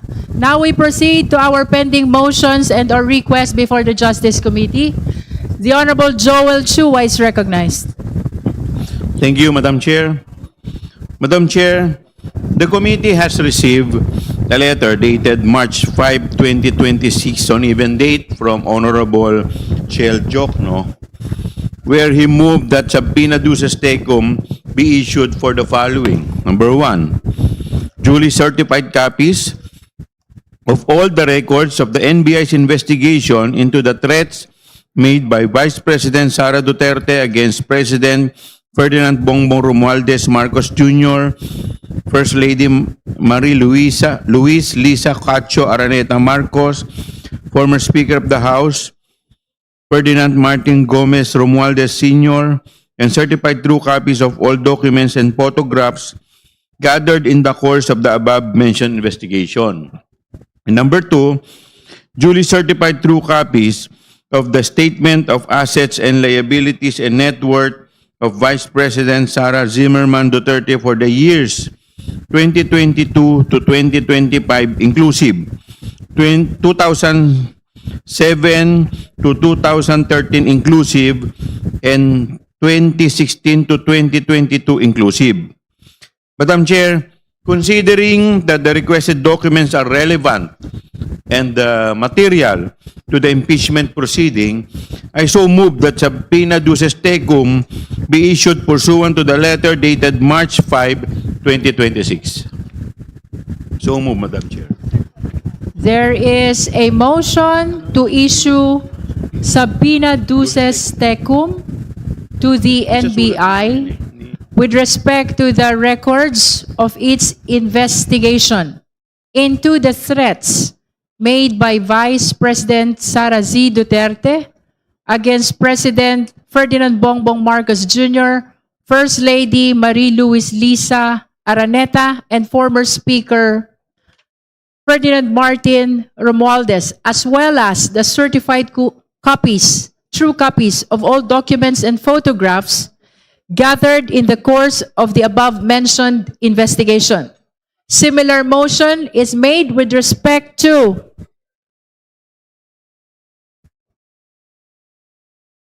the certified true copies of the Statement of Assets and Liabilities and Net Worth, that is SALN, of Vice President Sara Zimmerman Duterte for the year 2022 to 2025 inclusive, 2007 to 2013 inclusive, and 2016 to 2022 inclusive.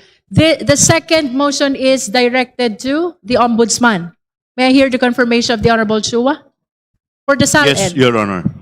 The second subpoena is directed to the Ombudsman, that is with respect to the SALN of the Vice President. Do I hear a second? The same has been seconded. Madam Is Chair. there any objection? Madam Chair, The Honorable Rodriguez. we cannot Are you objecting? manifestation first before I would make my. We cannot have two motions being proposed at the same time. Practically, there should be two motions. The first motion are the NBI findings. The second is the SALN. We should go one by one, Madam Chair, because I am going to agree to vote yes to the first one. The second one, it is a fishing expedition. It is not. There are no ultimate facts on the SALN of the Vice President. So I will vote no. I will object to the second one. The first one goes, Madam Chair. May So we should hear divide- from the... We should have two motions instead of only one. Two subject matters. Under our rules, in the rules of court, motions should only be on one subject matter. May we hear from our proponent? The Honorable Rodriguez is suggesting that there should be one motion per subpoena. Yes, I move that we vote Would you on, like to amend your yes, motion? I will amend my motion with respect to the. I move that we issue subpoena duces tecum to be issued for the duly certified copies of all the records of the NBI's investigation into the threat made by the Vice President Sara Duterte against President Ferdinand Bongbong Marcos, and certified true copies of all documents and photographs gathered in the course of the above-mentioned investigation. And so move, Madam Chair. There is a motion to issue a subpoena to the National Bureau of Investigation with respect to the records of investigation of threats made by the Vice President, to the President, to First Lady, and to the former Speaker. Do I hear a second? The same has been seconded. Is there any objection? Hearing none, the motion is approved. The committee secretary is directed to issue the necessary subpoena. The Honorable Chua. Madam Chair, with respect to the second subpoena, I move that we issue subpoena duces tecum to the Office of the Ombudsman for the issuance of the duly certified true copies of the Statement of Assets and Liabilities and Net Worths of the Vice President Sara Zimmerman Duterte for the years 2022 to 2025 inclusive, 2007 to 2013 inclusive, and 2016 to 2022 inclusive. So move, Madam Chair. There is a motion for issuance of subpoena to the Ombudsman with respect to the salin of the Vice President from 2022 to 2025, 2007 to 2013, 2016 to 2022. The same has been seconded. Is there any objection? Madam Chair, Is that an objection, I Honorable object. Rodriguez? I object. This is now a clear fishing expedition against the Vice President. Thank you. Considering that the motion has been objected to, we shall proceed to divide the House. Justice members, please be ready to vote. Those who are in favor of the motion for issuance of subpoena to the Ombudsman for the production of salins from 2022 to 2025, 2007 to 2013, and 2016 to 2022. Please raise your right hand.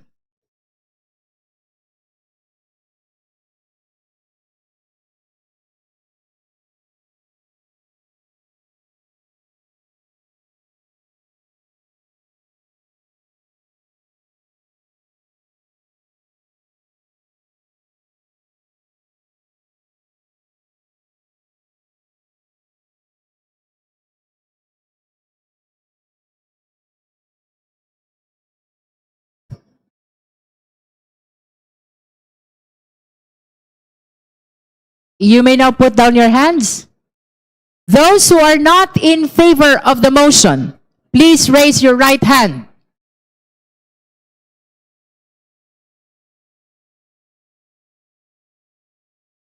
You may put down your hand, Honorable Rodriguez. Those who abstain, please raise your right hand. That concludes the voting. Secretariat, the result, please.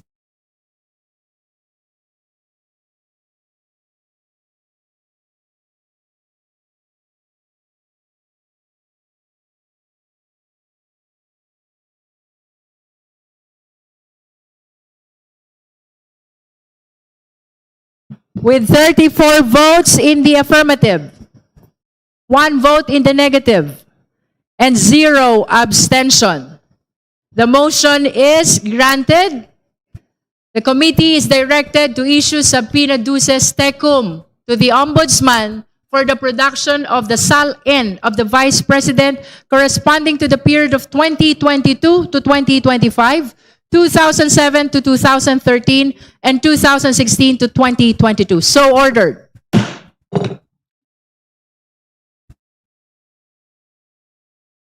The committee is likewise in receipt of the manifestation from the Honorable Congresswoman Laila De Lima. May we hear from the Honorable De Lima. Thank you, Madam Chair. This representation confirms that as an ex officio member of the Committee on Justice and as an endorser of the Sabalia et al. Complaint against Vice President Sara Duterte, I filed yesterday, March 24, with the Committee on Justice and with a copy furnished to Respondent by the Committee Secretary, a request for the issuance of subpoena duces tecum and ad testificandum for the following 5 individuals, 5 resource persons and/or witnesses. 1, Attorney Gloria A. Camora of the Intelligence and Confidential Funds Audit Office of the Commission on Audit to produce, identify, and authenticate official COA audit records, including liquidation reports, disbursement vouchers, certifications, and related submissions of the Office of the Vice President and the Department of Education pertaining to the disposition of the confidential funds for the years 2022 and 2023. In my letter, Madam Chair, There's a long list actually of those copies, of those documents, the original copies of which we are seeking to be produced via subpoena from Attorney Gloria Camora of the Intelligence and Confidential Funds Audit Office of the Commission on Audit. I so move, Madam Chair, to issue subpoena juris tecum and ad testificandum to the named individual or named employee or official of the Commission on Audit.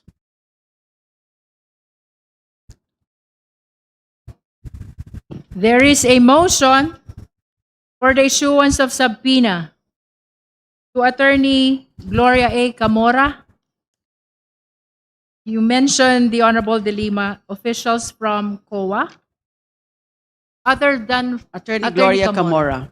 Other than Attorney Camora, are there any other officials you would Just like to be Attorney subpoenaed? Gloria Camora for the moment.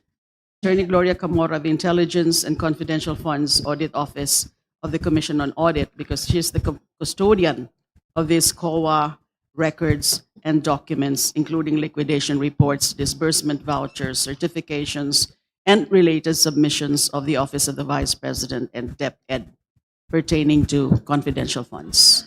There is a motion for issuance of subpoena duces tecum and ad testificandum to Attorney Gloria A. Camora with respect as well to the documents pertaining to the confidential funds during the alleged period. Yes, Madam Chair, as I said, it's a long list actually. There are the checks, the disbursement vouchers as listed, proof of submissions, liquidation reports, certifications, accomplishment reports, certifications of various dates, etc. It's a long list as listed in the letter of this representation, the letter request of this representation.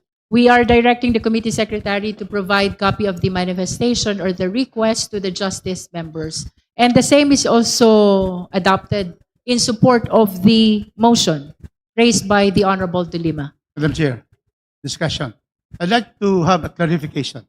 Just for the record, the motion of the Honorable De Lima has been seconded by the Honorable Zamora. Yes, now Honorable discussion. Rodriguez. I would like to clarify. Clarification from the proponent, from the movant. Is this the confidential funds of 2022 and then 2023 of the Office of the Vice President and not the Office of the Secretary of the Department of Education? May we know? May we clarify? There are documents pertaining to the confidential funds of the Office of the Vice President, and there are also documents pertaining to the confidential funds for the Office of the DepEd, Department of Education. Madam Because Chair. those are grounds number 1 and 2 of the affidavit, of the complaint, the Sabalia et al. Complaint. Madam Chair, when our distinguished Congresswoman De Lima, she mentioned of 22 and 23 years. In your first 23. motion, when you stated the motion, 22, 23. So that's why I'm getting clarification.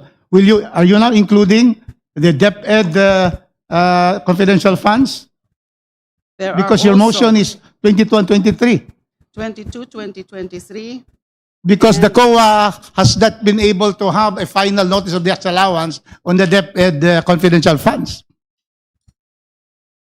Again, may I? Yeah, ask? because when I heard you, it was 2022, 2023. That is pertaining to the Office of the Vice President.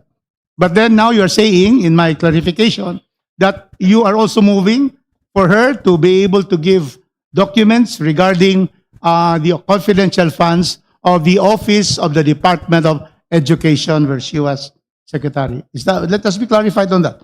Are Yes, you yes, also Madam including? Chair. With respect to the DepEd, these are also, again, the list is here.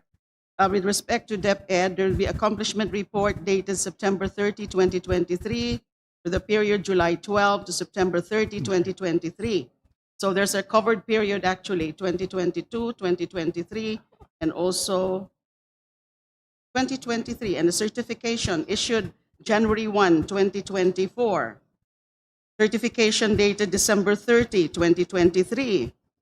So covering also the Department of Education. I would therefore object, Madam Chair, because it is this humble representation's position that under the Duterte versus House of Representatives ruling, only actions pertaining to the impeachable office of the impeachable official can only be the subject matter here. Objection, Mr. Chair, Madam Chair. The Honorable Rodriguez is consistent May I in his respond to position that since our objection? determination of substance. The Honorable Yes. De Lima. Well, that matter was settled already during the proceedings for the determination in substance and also for the proceedings for the determination of whether there are sufficient grounds for impeachment. At any rate, the Honorable Rufus Rodriguez made mention about the ruling of the Supreme Court in the Sara Duterte versus House of Representatives. And it says there, during the incumbency. Yes, it says there, during the incumbency of the impeachable official. Here, the Vice President. Now, it doesn't say in relation only to her office as Vice President. Because, you know, she was occupying the DepEd Secretary portfolio in her concurrent capacity as Vice President. Now, you don't distinguish the actions made, especially the anomalous actions, the impeachable offenses made because it's with the department, it pertains to the Department of Education. Just to explain it further, Madam Chair, what if the Vice President kills someone? It doesn't say it's in relation to or as Vice President and as DepEd Secretary, but that crime happens during her incumbency as Vice President. She may have two hands, as OVP, as VP, and as DepEd, but she has only one brain. She has one persona. She is the same person. Again, the Supreme Court says, during the incumbency of the impeachable official, but not in relation to. There's a big difference between that, the use of those phrases, during her incumbency and also in relation to her functions or duties as Vice President. So that is my counter argument With all due to the respect to position the made. Honorable De Lima and the Honorable Rodriguez, I believe that this issue has been deliberated upon amply during our determination of sufficiency in substance and even in the sufficiency in ground. So with the indulgence of all the members, let us proceed to vote on the motion for issuance of subpoena duces tecum and subpoena ad testificandum with respect to Attorney Gloria A. Camora and all the documents pertaining to the confidential fund in 2022 and 2023, both of the Department of Education and the Office of the Vice President. The same has been seconded. The motion was also objected to. Let us now proceed to vote. Members, please be ready to vote. Those who are in favor of the motion, please raise your right hand.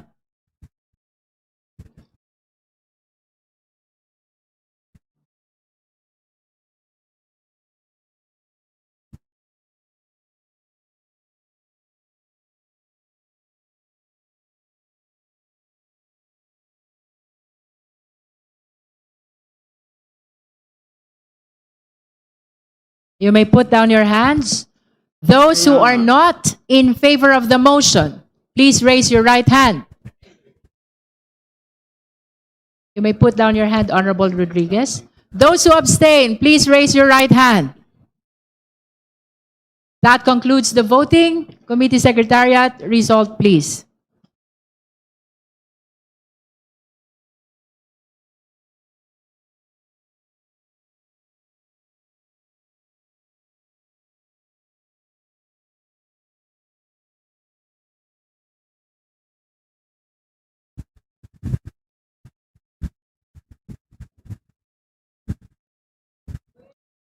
With 29 votes in the affirmative, 1 vote in the negative, and 0 abstention.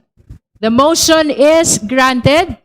The committee is directed to issue the necessary subpoena duces tecum and subpoena ad testificandum to Attorney Gloria A. Camora, and with respect as well to the production of pertinent documents on confidential fund of both the DepEd and the Office of the Vice President in 2022 and 2023. So ruled. Honorable De Lima. My second motion is to issue subpoena juris tecum and ad testificandum to Mr. Ramil Lagunoy Madriaga to produce, identify, and authenticate his affidavit dated November 29, 2025, which is Annex A of the complaint in the Sabalia et al. Complaint, and any other documentary or object evidence in his possession, and to testify thereon. This is with respect to receipt on the receipt, handling, and distribution of the confidential funds. It's very Second. clearly alleged in the complaint of the Sabalia et al.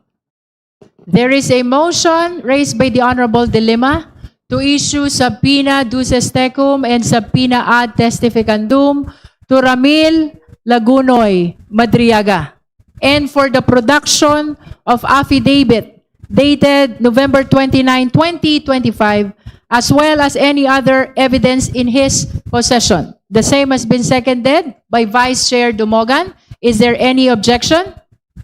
Madam Chair, objection because again, there is a statement here in the third column that it's also his testimony on the DepEd's confidential funds where we have no jurisdiction. Objection, Madam Chair. Considering that the motion has been objected to, we shall now proceed to vote. Committee on Justice members, please be ready to vote. This is on the motion for the issuance of subpoena duces tecum and subpoena ad testificandum to Ramil Madriaga, as well as for the production of his affidavit and any other evidence in his possession. Those who are in favor of the motion, please raise your right hand.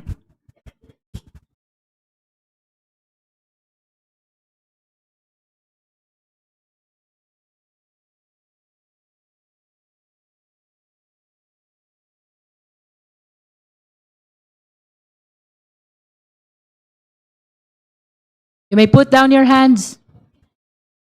Those who are not in favor of the motion, please raise your right hand. Thank you, Honorable Rodriguez. Those who abstain, please raise your right hand. That concludes the voting. Committee Secretariat, result, please.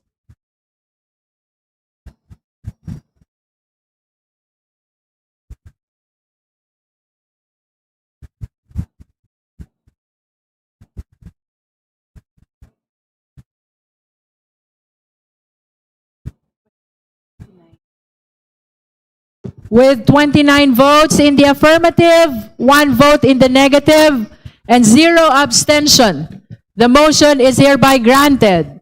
The Committee on Justice is directed to issue the necessary subpoena duces tecum and subpoena ad testificandum to Ramil Madriaga and for the production of his affidavit dated November 29, 2025 and any other evidence in his possession. So ruled. Honorable De Lima. My third motion is for the issuance as well of subpoena duces tecum and ad testificandum to Attorney Cynthia Viñas Pantonal, the notary public who notarized the affidavit of Mr. Madriaga, to identify and authenticate the due execution and notarization of Mr. Madriaga's affidavit. I so Second, Madam move. Chair. There is a motion to issue subpoena duces tecum and subpoena ad testificandum to Attorney Cynthia Viñas Pantonal, as well as for the production of the original copy of the affidavit of Mr. Madriaga dated November 29, 2025. Do I hear a second? The same Madam has been Chair. seconded. Is there any objection? Madam Chair, objection. The same objection is consistent. registered by the Honorable Rodriguez. Let us proceed to vote. Justice members, those who are in favor of the motion, please raise your right hand.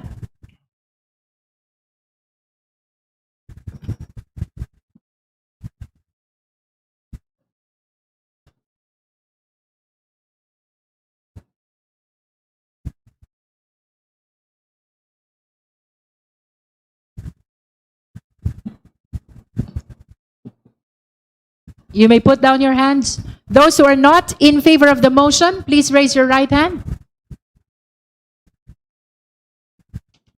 You may put down your hand, Honorable Rodriguez. Those who abstain, please raise your right hand. That concludes the voting. Madam Chair, I just stepped out, but I'm voting in favor of the motion as The well. Honorable Jokno is registering his vote in favor of the motion. Result, please.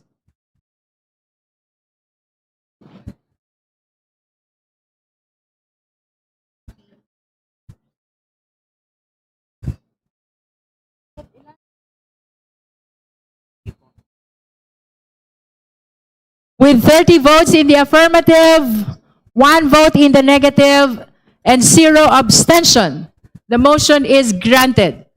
The committee is directed to issue the necessary subpoena duces tecum and subpoena ad testificandum to Attorney Cynthia Viñas Pantonal, as well as the production of the original affidavit of Mr. Madriaga, executed on November 29, 2025. So ruled. The Honorable De Lima. Madam Chair, my fourth motion is also for the production of subpoena duces tecum and subpoena ad testificandum to the custodian of the Archives Division of the House of Representatives to produce, identify, and authenticate transcripts, video recordings, and related records of prior hearings of the House Committee on Good Government and Public Accountability on the Office of the Vice Presidents and Department of Education's disposition of their confidential funds for 2022 and 2023. I so move, Madam Chair. There is a pending motion for the issuance of subpoena duces tecum and ad testificandum to the Legislative Library Archives Division, House of Representatives, as well as for the production of transcript and video recording of the House Committee on Good Government and Public Accountability on September 18, 2024, September 25, 2024,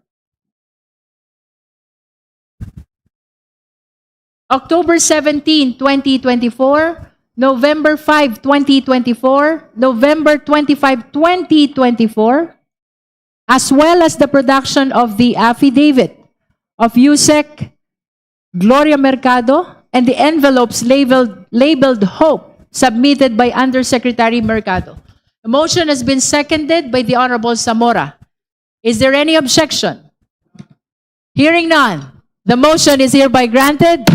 The necessary subpoena duces tecum and ad testificandum in as far as the Legislative Library Archives Division of the House of Representatives is hereby directed to be issued by the committee. The Honorable De Lima.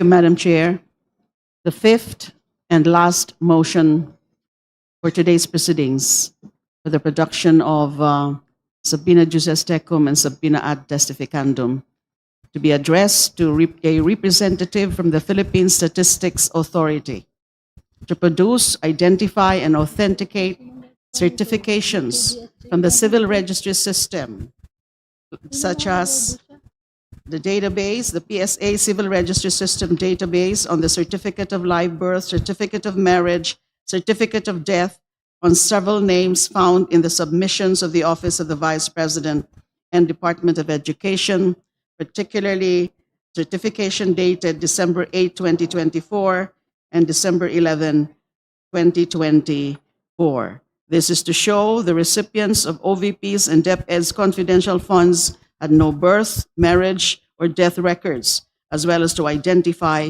and authenticate the requested certifications. I so move. There is a motion for issuance of subpoena ad testificandum to the Philippine Statistics Authority, Carlos P. Garcia, to the Philippine Statistics Authority, or to the representative of the Philippine Statistics Authority, and for subpoena duces tecum with respect to the original copies of the certifications pertaining to PSA verification made from PSA Civil Registry System database on the certificate of live birth, marriage, and death on several names found in the submissions of the OVP and DepEd, particularly the following: certification dated December 8, 2024, and certification dated December 11, 2024. Do I hear a second? Second. The same has been seconded. Is there any objection? Hearing none, the motion is granted.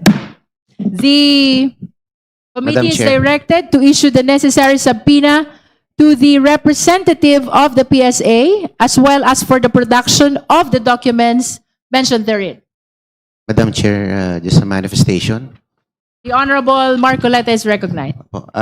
Thank you, Madam Chair. I recall during the previous hearings, maybe 2 or 3 past hearings ago, I raised the issue of procedural due process when I said that ginanap ng Kongreso ang trabaho na di dapat nila ginagawa dahil ito ay trabaho ng COA. And I was referring to the past hearings made by the Quadcom, or if I'm not mistaken, the Committee on Good Governance. And the chair remarked that wala pong kinalaman ang mga past hearings ngayong hearing ng impeachment ni BP Sara. Pero ngayon po ay tila ginagamit natin at humingi tayo ng dokumento mula sa mga hearings na yon. So ako po ay nagugulumihanan. Kala ko po ba walang kinalaman ang mga past hearings ng Quadcom o ng Committee on Good Government, pero tayo po ay nagbabalik tanaw at kukuha ng mga dokumento mula sa archives ng hearing na yon. May I be clarified, Madam Chair? This impeachment proceeding pertains to the fitness to hold public office of our Vice President Sara Zimmerman C. Duterte. That is the reason why manifestations pertaining to the past inquiry of Quadcom and even of the Committee on Good Government was discouraged by the chairperson. Nevertheless, all the manifestations of the Honorable Marcoleta are duly noted by the Committee on Justice. Now we proceed. We have discussed already all the pending matters before the committee, and the chair wishes to reiterate the previously announced schedules for our subsequent hearings. That includes April 14. After this announcement, April 14, April 22, and April 29. Madam Chair. The Honorable Tino first, and then the Honorable D.S. Konghon. Madam Chair, may I make an additional motion for the issuance of a subpoena? I'd like to make another motion for the Yes. issuance of subpoena. I move that the subpoena be issued to Attorney Michael Wesley Poa in his capacity as the former Chief of Staff of the Vice President and DepEd Secretary from 2022 to 2023.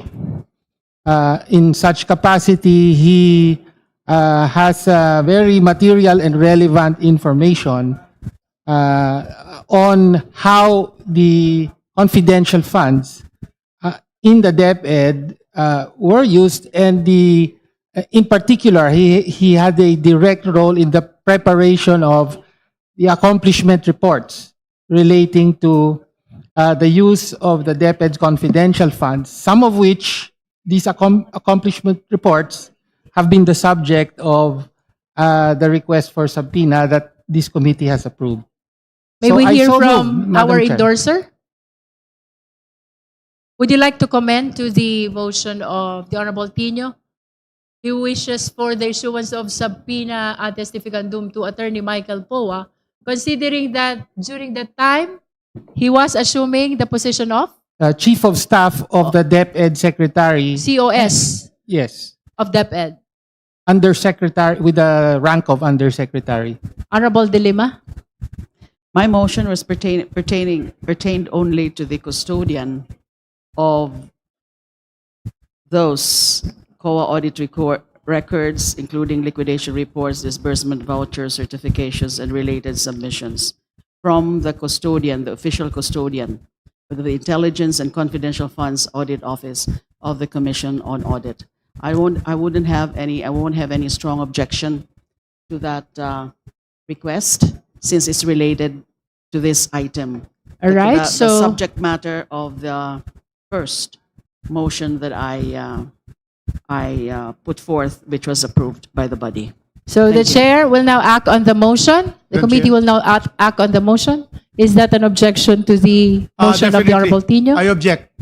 Are there documents that the Chief of Staff, Attorney Poa, has signed that he would be a witness to identify? May I ask the proponent? Before we entertain the objection of the Honorable Rodriguez, let me just formalize that there is a motion raised by the Honorable Tino to issue a subpoena ad testificandum to Attorney Michael Poa, considering that he was the Chief of Staff of the Office of the Department of Education during the alleged period of 2022 and 2023. Do I hear a second? Second. The same has been seconded by the Honorable D.S. Konghon. Now let's hear the objection of the Honorable Rodriguez. Madam Chair, I could not find nexus borne by evidence or ultimate facts that would now make the Chief of Staff and lawyer of the Vice President to be subpoenaed. In fact, he has entered this appearance as counsel. So I would like to know whether there are documents which he certified or he signed that would make him be able to be invited to be given subpoena to appear in this committee. Otherwise, then we can, just because they are in the office of the Vice President, we'll be giving subpoena to everybody there in the Vice President's office. So I object, and I would like to know about that. Are there documents that would show that he has been part of these confidential funds?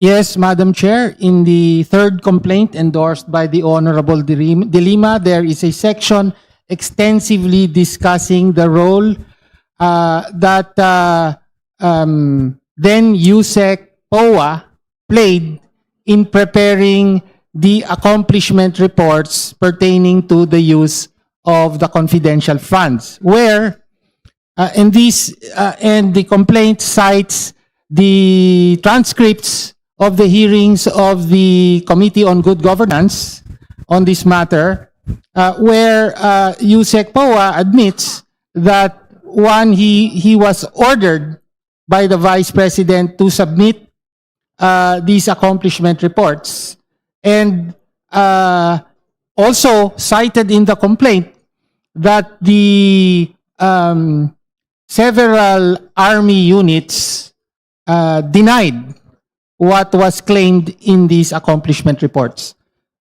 So we've heard the justification of the Honorable Tino. We've heard as well the justification and the objection of the Honorable Rodriguez. We are a collegial body, so we shall now proceed to vote on the motion Before of the the Honorable voting, Tino. Madam Chair, I would like the proponent to show to us documents, certifications that had led to the release of these confidential funds.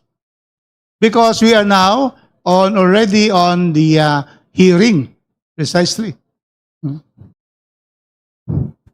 Are there any?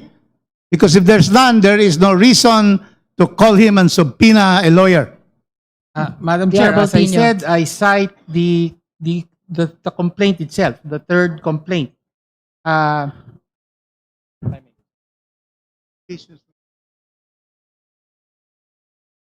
Specifically, starting from The process of utilization of the alleged confidential funds is not confined to the documents. There could be actions that contributed to the utilization of confidential fund, which might be covered by the testimony of the possible witnesses. okay. Well, starting from paragraph 269 of the third complaint, page 90, there is a reference to former DepEd spokesperson. He was spokesperson as well as chief of staff, Michael Poa, testifying that he received envelopes directly from Vice President Sara herself. So this has to do with the allegation on bribery. And further, and there are other sections as well pertaining to the use of the confidential funds, Madam Chair. If Congressman Rodriguez would want, we can provide given enough time, Madam Chair. Oh, Madam Chair, we are now voting, so we should be able to get it. There is. The fact that he's chief of staff and counsel will not, implicate him to be able to have that if there is no document.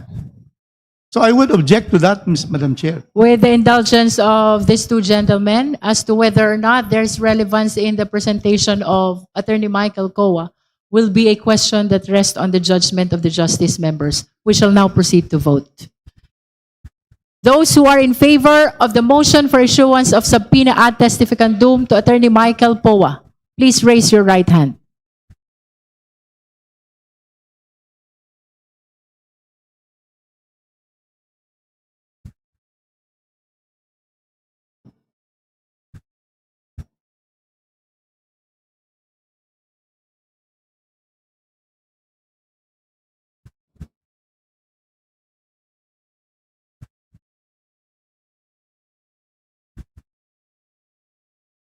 You may put down your hands.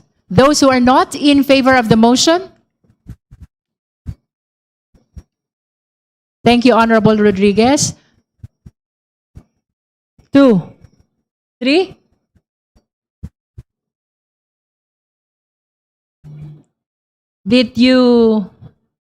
Were you able to count? Those who abstain, please raise your right hand.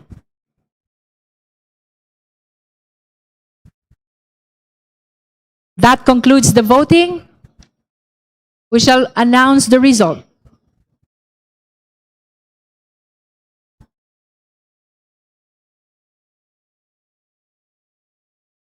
With 34 votes in the affirmative, 3 votes in the negative, and 0 abstention. The motion is granted. The committee is directed to issue the necessary subpoena ad testificandum to Attorney Michael Poa. So ruled. Madam Chair, The Honorable Jokno. there's still one more pending incident, I believe, that pertains to the petition that this representation filed with the House, which was referred last Wednesday to the committee. This is a petition under Section 8 of the Rules on Impeachment, which provides that the House may, upon proper petition, provide adequate protection to a complainant or witness if it is shown that the personal safety of the witness is in jeopardy because of participating in the impeachment proceeding. I will no longer reiterate what is contained in my petition, Madam Chair, but if I may just add a few points that I believe are important for the consideration of the committee. Una-una po, para sa kaalaman ng taong bayan, hiniling natin ang proteksyon para kay Ramil Madriaga para makapunta siya rito at magbigay ng kanyang testimonya under oath sa harap ng committee ito. Standard po ito sa sinumang saksi, pero mas mahalaga ito dahil may mga direktang ulat na galing mismo kay Ginoong Madriaga na may panganib sa kanyang buhay. In his own sinumpaang salaysay, sinabi niya, and I quote, "Araw-araw na rin nagsasabi sa akin, delikado na talaga ang buhay mo, seryoso. Ingat Ram, balita ko mataas-taas ang reward money sa iyo. Secure mo ang family mo at iba pa. Sa loob ko ay nakakaramdam ako ng sobrang takot. Ang takot na yon ay hindi lang sa sarili ko, kundi pati sa aking pamilya. Napaparanoid na rin po ako kasi posible rin ito mangyari, nalasunin ako. Halos hindi na ako mapakali, kuminsan at hindi ko maiwasan magduda na rin sa mga fellow PDLs at kahit po mismo sa mga jail officers dahil sa pagsiwalat ko ng issue kay VP Sara Duterte. Madam Chair, these threats have already escalated. According to his affidavit, on March 3, 2026, a detainee with a pending homicide case attempted to forcibly drag Mr. Madriaga into a confined bodega area within the jail. According to Mr. Madriaga, and I quote, "Ayon sa mga naririnig ko sa loob ng kulungan, ang bodegang ito ay sinasabing pinagawa ni dating Congressman Arnie Teves. Isa sa mga impormasyon na nakuha ko ay si Kong Arnie Teves ang gusto magpatumba sa akin," end quotation. Kinumpirma naman po ni DILG Secretary John Vic Remulla na binisita ni Vice Presidente si dating Congressman Teves sa kulungan noong October 19, 2025. Base ito sa ulat ng Inquirer na mismo ang Vice President ang nag-attach sa kanyang perjury complaint laban kay Ginoong Madriaga. Ito ay matatagpuan mismo sa Annex V sa complaint affidavit na minarkahang Annex 5 sa Consolidated Verified Answer ad cautelam ni Vice President Sara Duterte. Just to be clear, this is not intended to accuse anyone. I'm merely raising a concern in our quest to find the truth. We allow a witness to be intimidated, hurt, or God forbid, killed, then we fail in our constitutional mandate. In terms of what kind of adequate protection I believe would be necessary, I believe that would entail three things, Madam Chair. Number one, that the security for the witness be beefed up, particularly by the National Bureau of Investigation.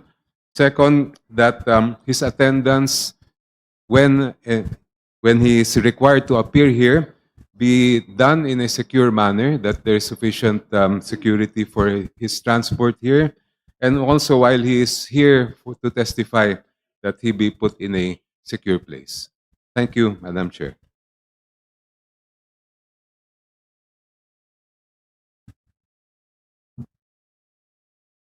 Would you like to raise the necessary motion with respect to the protective custody of witness Ramil Madriaga?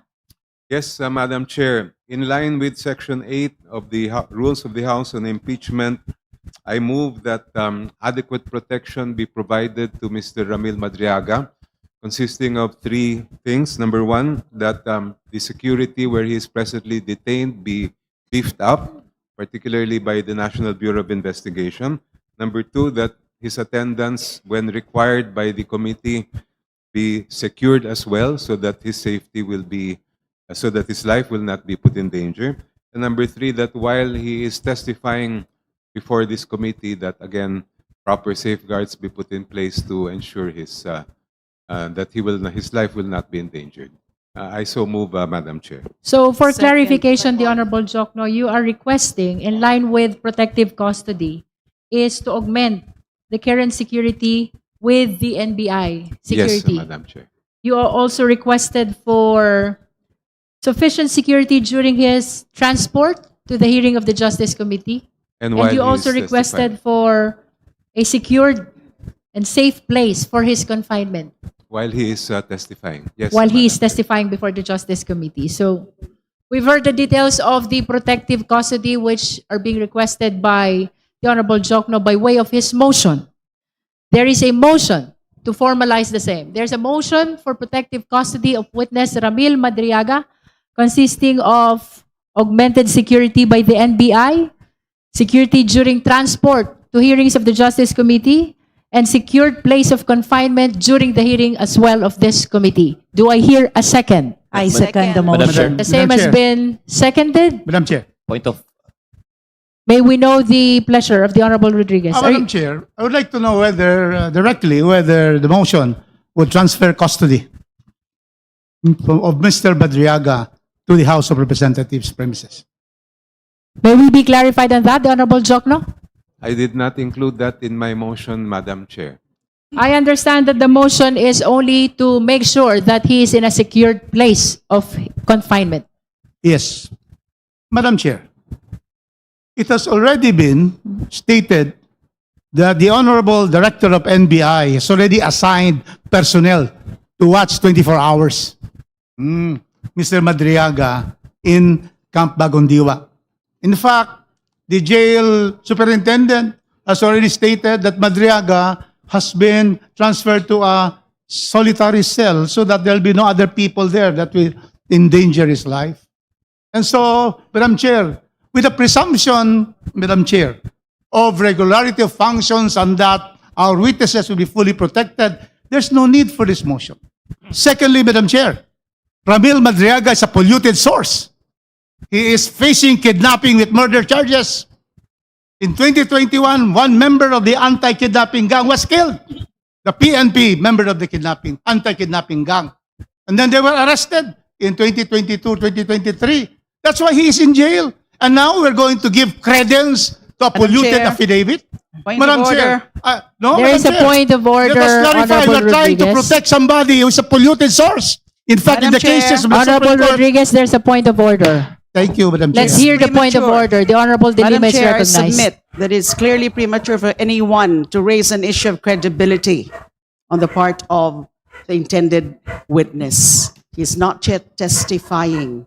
He will testify, and therefore, issues of credibility can be raised in the questioning, in the clarificatory questioning. Mr. Madriaga can be asked about those things during the hearing, the proper stage of the hearing, but not at this point. So it's out of order. Any such statement relating to the issue of credibility, statements like a polluted source, that is not yet proper at this stage of the proceedings. Would you Madam like to Chair. raise a motion concerning the manifestations of the Honorable Rodriguez with respect to the credibility of Ramil Madriaga? I move that that particular part of the manifestation of the Honorable Congressman Rufus Rodriguez with respect to Mr. Madriaga being allegedly a polluted source and the related statements with respect to the issue of his credibility be stricken off the records. Is there any second? Second, Madam The same has Madam been Chair. seconded. Is there any I objection? will, yes, of course, Madam Chair, because we are Two trying two to... motions are pending now. Yes. One is the motion for the issuance of subpoena motion for protective custody of Ramil Madriaga, raised by the Honorable Chel Jokno, and second is the motion to strike off from the record the manifestation concerning the credibility of Ramil Madriaga. The same has been seconded as well. Presentation is not out of order. We are discussing about giving a bundle of rights, 3. All of this to be able to give that advantage, that perceived, safety issues which are not. That's why me stating that to give this bundle of rights, to give this protection, to all of this custody and so forth in a safe place, should not be given to a polluted source. That is the point that I have. And therefore, it is not out of order. We are discussing, we are objecting to this particular motion. And that is the reason why, these are the reasons why I say that we have to know this person whom we are giving all of these extra advantages and extra attention and care which he does not deserve. Madam Chair, The Honorable De Lima. Mr. Madriaga is listed as one of the witnesses for the complainants. And that's why I asked for the issuance of subpoena juris tecum.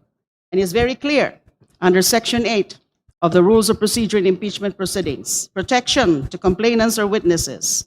The House may, upon proper petition, provide adequate protection to a complainant or witness if it is shown that the personal safety of the complainant or witness is in jeopardy because of participating in the impeachment proceedings. And we have heard the manifestation and the explanation of the Honorable Chel Jokno about the alleged threat to his safety.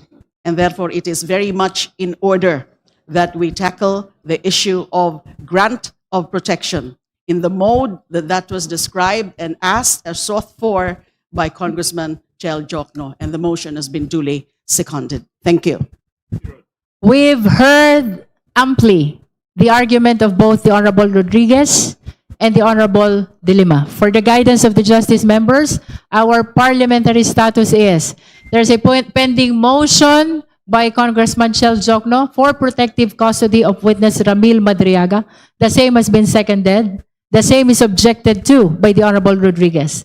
There's likewise a pending motion by the Honorable Laila De Lima to strike out from the record the manifestation of the Honorable Rodriguez pertaining to the credibility of witness Ramil Madriaga. The same has been seconded as well, and the same was objected to as well by the Honorable Rodriguez. We shall now proceed to divide the House, starting with the first motion. That is the motion of the Honorable Chel Jokno. Again, for the guidance of the members, the motion is for the protective custody of Ramil Madriaga. Those who are in favor of the motion, please raise your right Madam Chair, hand. may I just clarify Yes, please. that my motion request, I'm moving specifically for three things. Number Yes. one, that we make sure that there is additional security provided to Mr. Madriaga You said from the NBI. in his present place of detention by the NBI. Second, that both in the transport when he is required to come here to testify and while he is testifying, again, that adequate security be provided to him. All right? So those who are in favor of the motion for protective custody of witness Ramil Madriaga, please raise your right hand.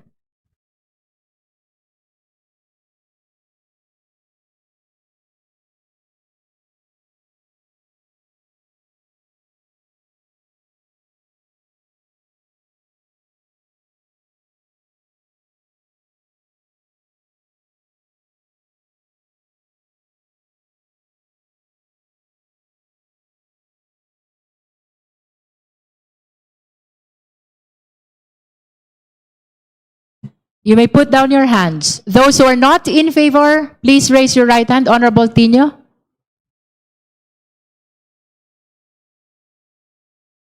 Thank you, Honorable Rodriguez. Those who abstain, please raise your right hand.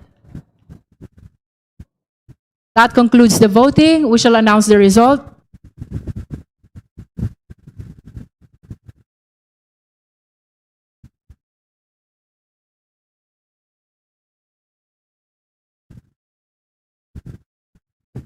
With 35 votes in the affirmative and 1 vote in the negative, with 0 abstention, the motion is granted.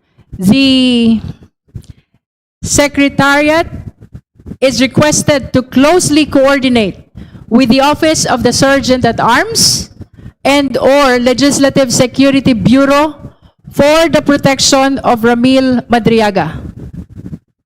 As courtesy by the committee, please also notify the BJMP as well as the respective regional trial court which ordered his detention. So ruled.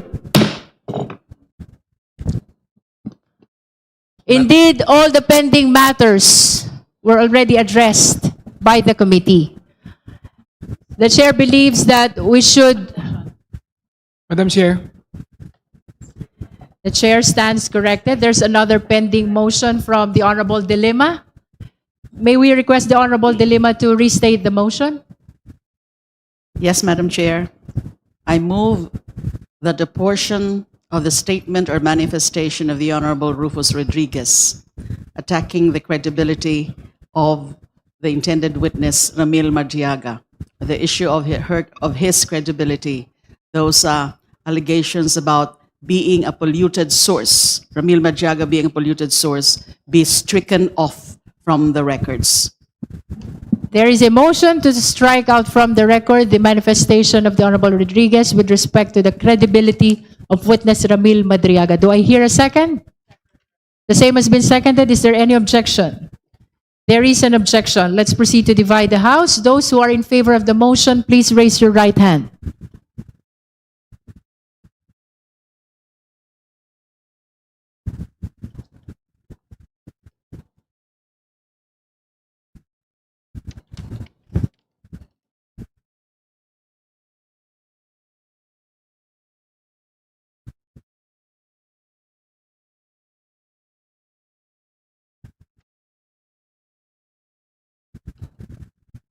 You may put down your hands. Those who are not in favor, please raise your right hand. Thank you, Honorable Rodriguez. Those who abstain, please raise your right hand. That concludes our voting. We shall announce the result.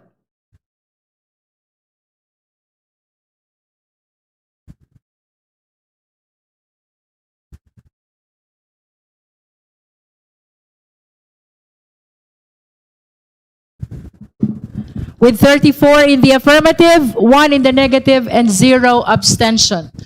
The motion is granted. The committee secretariat is directed to strike out from the record all the manifestations of the Honorable Rodriguez pertaining to the credibility of witness Ramil Madriaga. So ruled. Madam Chair. We have concluded all the pending matters before the committee, and we shall now proceed to the determination of Madam Chair. the Honorable Ridon. I wanted to return again to the matter of SALN and unexplained wealth. I understand that Congressman Chua had already moved for the subpoena of the SALNs of the Vice President, and I will also be moving for the following documents and for the committee to issue subpoena duces tecum and ad testificandum on the following. A representative from the Bureau of Internal Revenue to bring the following: tax compliance and reported income of Vice President Sara Duterte, her spouse, Attorney Manasseh Carpio, and various business entities in which they hold interest.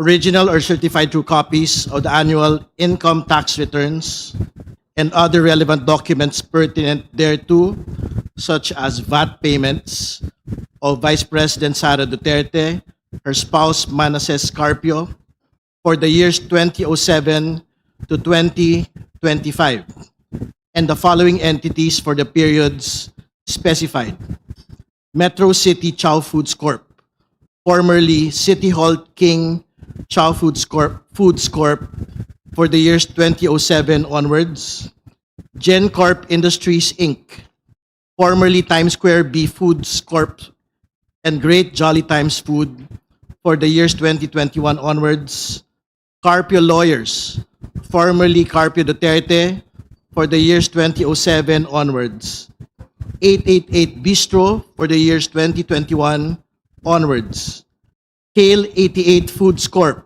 for the years 2021 onwards; Madayo Fisheries Corp., for the years 2021 onwards; Mati City Ice Plant and Cold Storage Inc., for the years 2023 onwards; Amianan Shores Inc., for the years 2023 onwards; Geometry Security and Investigation Agency Inc., for the years 2023 onwards; and Cable Tow 88 Shipping and Marine Services Inc., for the years 2024 onwards. So moved, Madam Chair. There is a motion for the issuance of subpoena ad testificandum to the BIR representative and for subpoena duces tecum to the aforementioned documents by the Honorable Ridon. Do I hear a second? Any second to the motion of the Honorable Ridon? Second. The same has been seconded by the Honorable Dolima. Is there any objection? The Honorable Rodriguez is registering his objection. If you have no other manifestation, we shall proceed to vote. Those who are in favor of the motion, please raise your right hand.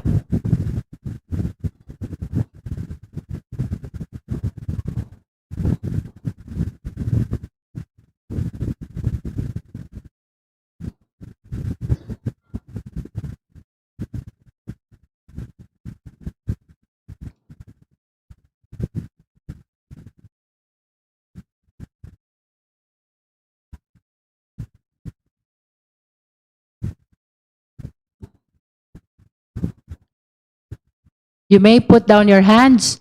Those who are not in favor of the motion, kindly raise your right hand. Thank you, Honorable Rodriguez. Those who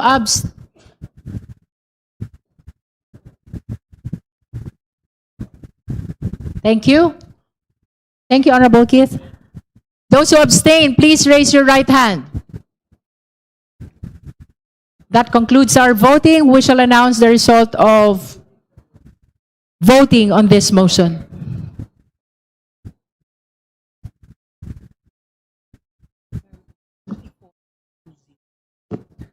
With 34 votes in the affirmative, 2 in the negative, and 0 abstention. The motion is granted.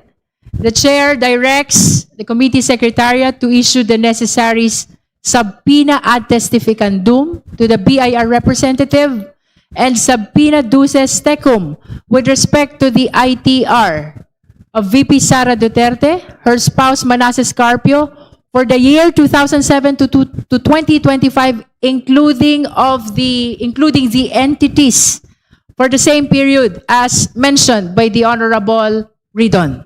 So ruled. Honorable Ridon. Madam Chair, I have one more motion relating again to Salen and unexplained wealth. I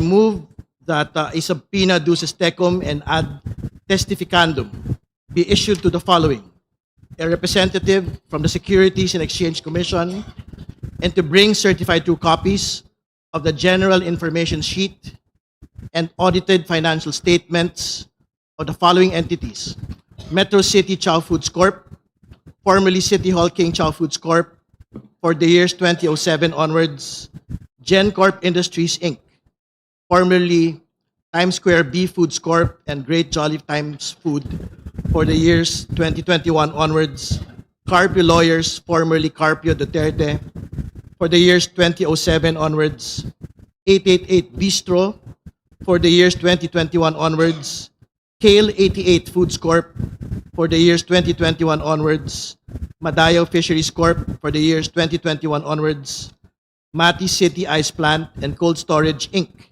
for the years 2023 onwards; Amian Shores Inc., for the years 2023 onwards; Geometry Security and Investigation Agency Inc., for the years 2023 onwards; and Cable Tow 88 Shipping and Marine Services Inc., for the years 2024 onwards. So moved, Madam Chair.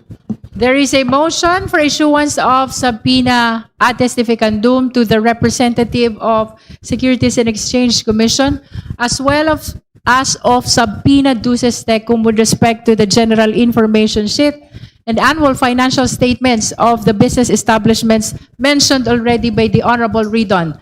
Do I hear a second? The same has been seconded. Is there any objection? Madam Chair, objection. And my You're recognized, Honorable grounds for Rodriguez. objection. May I know first why these companies registered with the SEC will be subpoenas in its record?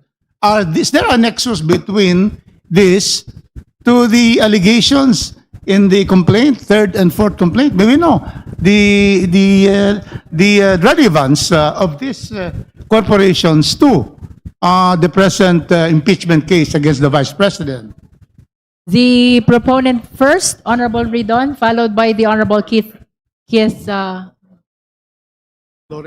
Flores.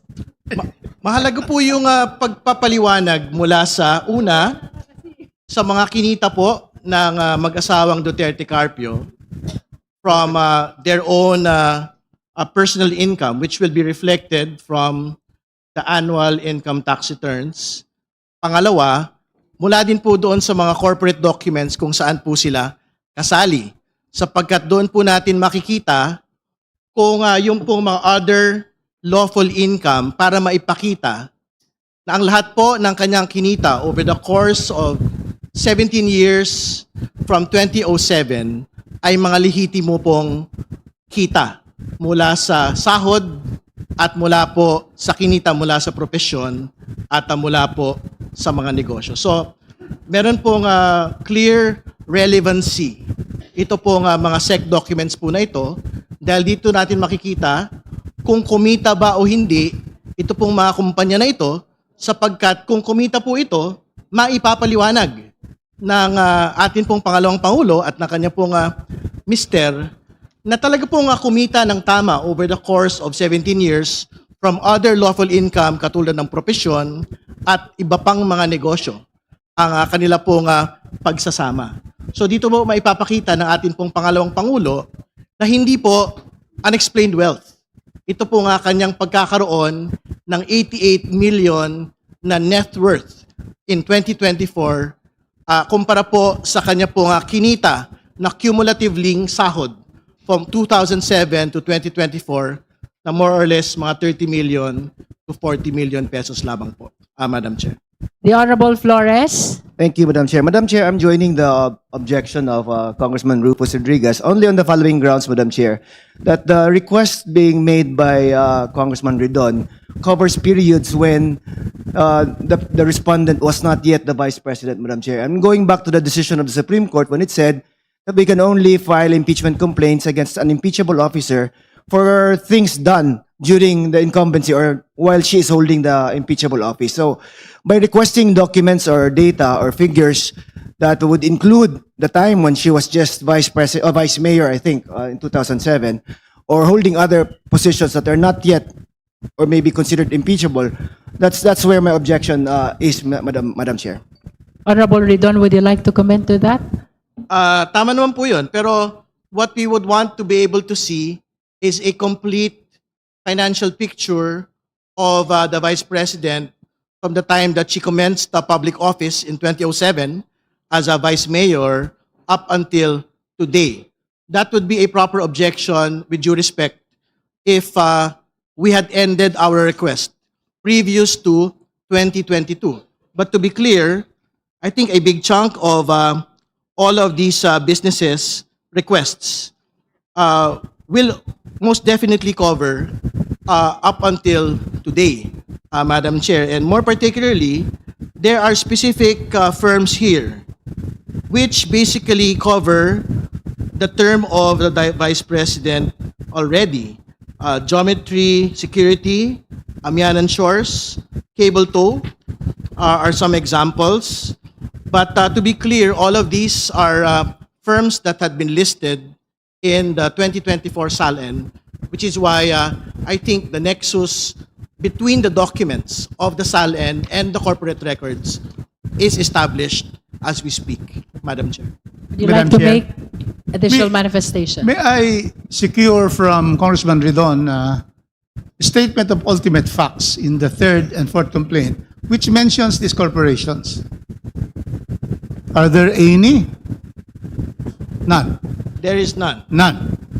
Second, are there annexes that would show in the third and fourth complaint that would, mention and that would pertain to why you're going to ask for subpoena ducis tecum to the SSC and for the records there? Are there annexes in the complaint?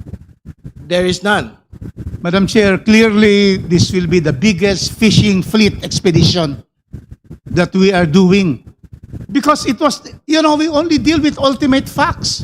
In fact, we are trying here to determine whether there is violation of the 6 grounds of the Constitution as stated in the 2 complaints. And so therefore, how can we have that, Madam Chair? So that's the first one. Secondly, did I hear from you that you want records from a law office? I heard something because this is new to us. This is a surprise to us, all of us here, that they are now a subpoena for entities that are not included in the complaint. So are you saying there's something about a law office? To be clear, these are in the SALN of the Vice President for 2023 and 2024. So I think there is nothing that prevents this committee from basically issuing subpoenas on documents that are actually public documents, Madam Chair. No, I'm asking specifically. There was a statement. You're asking for subpoena for a law office. Yes, because our assumption is that this is an incorporated law office because it was stated as one of the business interests of the Vice President in her SALN. Aware of the privilege communication between lawyers and client? This will exactly violate that provision of privilege. You cannot subpoena law firms for representing a person either accused or in impeachment cases. How can we subpoena a law firm for acting as a lawyer for the Vice President? Can you give us a reason why we should subpoena law firms under the rules of court and under the Code of Professional Responsibility? We cannot subpoena records of a law firm. Sure, court records or communications between clients and the lawyers are absolutely privileged communications.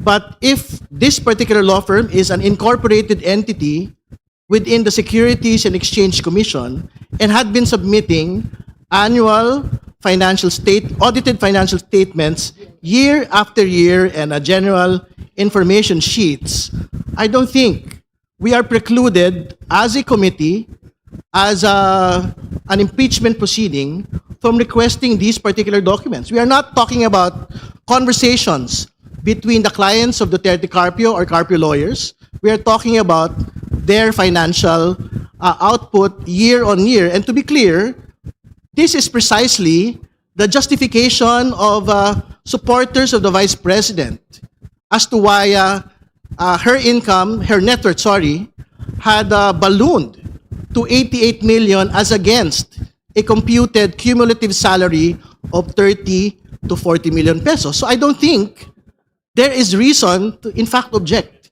to getting all of these financial documents, whether from a corporation or whether from a law firm that is supposedly registered in the Securities and Exchange Commission. Madam Chair, May I call the Honorable Jokno first? perhaps it would be more prudent if we could have the motion of Representative Ridon in writing so that we can consider all the angles and the aspects to that request. I think that we would need to tread carefully when it comes to these matters, especially given the points raised by Representative Rodriguez. Motion, hearing suspended.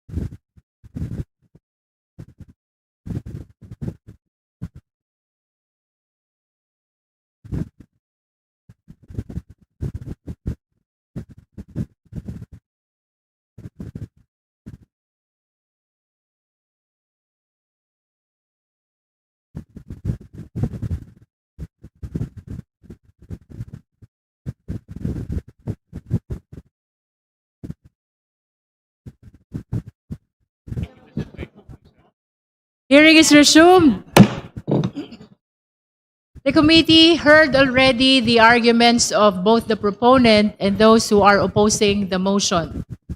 This is with respect to the motion of the Honorable Ridon for the issuance of subpoena ad testificandum to SEC representative and ad duces tecum, subpoena duces tecum with respect to the GIS and audited financial statement of certain business establishments mentioned already by the Honorable Ridon. Since we have heard already the arguments of both the proponent and those who are against, we shall now proceed to vote. We are reminded that we are a collegial body. All decisions come from the majority. So the justice members are reminded to be ready to vote. Again, the motion is to issue subpoena ad testificandum to SEC representative and subpoena duces tecum with respect to the certified true copies of GIS and AFS of the business establishments mentioned already by the Honorable Ridon. Do I hear a second? The same has been seconded. Is there any objection? There is an objection. Those who are in favor of the motion, please raise your right hand.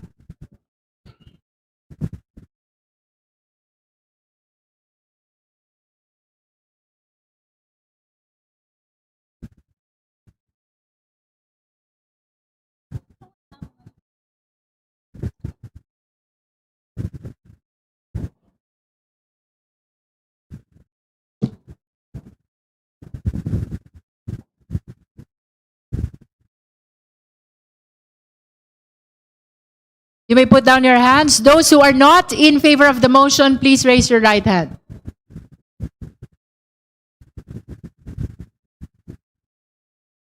Thank you. Those who abstain, please raise your right hand. That concludes our voting. We shall announce the result.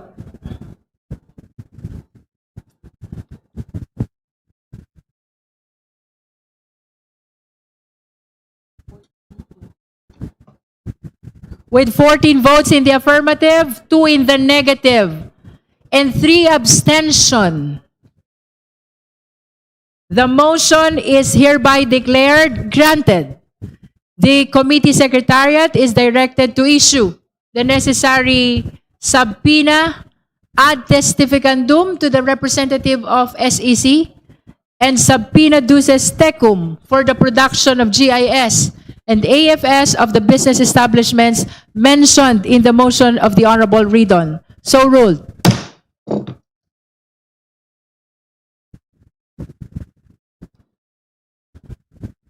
May we know if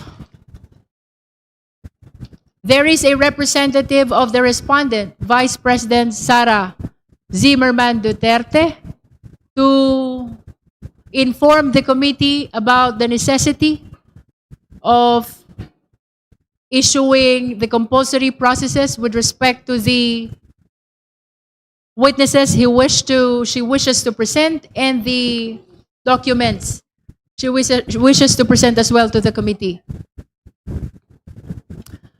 The chair wishes to state for the record that despite the non-attendance or non-appearance of the Vice President and her counsel in today's hearing, they are welcome to participate at any stage of our proceeding. That is in pursuit of due process which we accord to the respondent in this impeachment proceeding. Having said so, are there any other matters? Madam Chair. Madam Chair. Madam Chair. The Honorable D.S. Konghun first before the Honorable Marcoleta. Thank you. Madam Chair, for the purpose of our next hearing on April 14, 2026, the committee should consider adopting the sequence of the grounds for the third impeachment complaint and receive the evidence for both impeachment complaints jointly, considering that they may have in common evidence. I propose that for our hearing on April 14, the committee should determine the probable cause for the following grounds for impeachment. Number 1, the Sabala complaint, the Vice President committed culpable violation of the Constitution and betrayal of public trust malversation, graft, corruption, and other high crimes. The Cabrera complaint. The Vice President committed betrayal of public trust, graft, and corruption. Number 2, for the Sabala complaint, the Vice President committed culpable violation of the Constitution and betrayed the public trust by committing malversation, grafts, corruption, and other high crimes.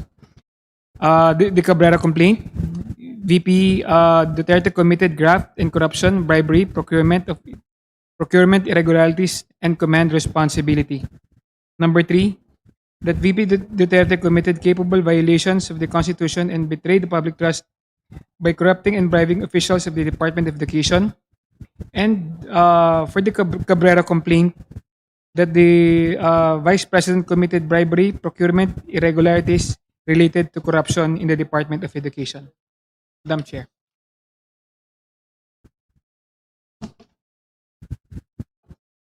May we confirm if that is your motion already, the Honorable D.S. Conghon? Yes, Madam Chair. So there is a motion to adopt the sequence of topics already read by the Honorable D.S. Conghon for the purpose of our determination of probable cause. Madam Chair, The Honorable De Lima. it was not quite clear to me which specific grounds indeed are to be first tackled for the April 14 hearing. The movant, the proponent, actually made mention about culpable violation of the Constitution, betrayal of public trust. But which of these specific grounds? The first ground, I'm talking about the Cabrera, the Sabalia et al. Complaint. The first ground is about the anomalous disbursement of confidential funds for the OVP. The second is anomalous disbursements of confidential funds for the DepEd. And the third ground is bribery and other graft and corruption. And those three grounds are actually covered by the 5 motions for subpoena that I put forward and already approved. So those witnesses, those resource persons, subject of the subpoena, will be tackling these first 3. Anomalous disbursement of confidential funds, OVP, anomalous disbursements of confidential funds, DepEd, and the bribery and other graft. So it was not clear to me the manifestation earlier of the proponent. Is he also referring to these grounds? The Honorable De Lima is asking if the proposed sequence of topics pertains to 1 confidential fund of DepEd, 2 confidential fund of OVP, and 3 bribery in DepEd. First OVP, then DepEd, then bribery. Yes, Madam Chair.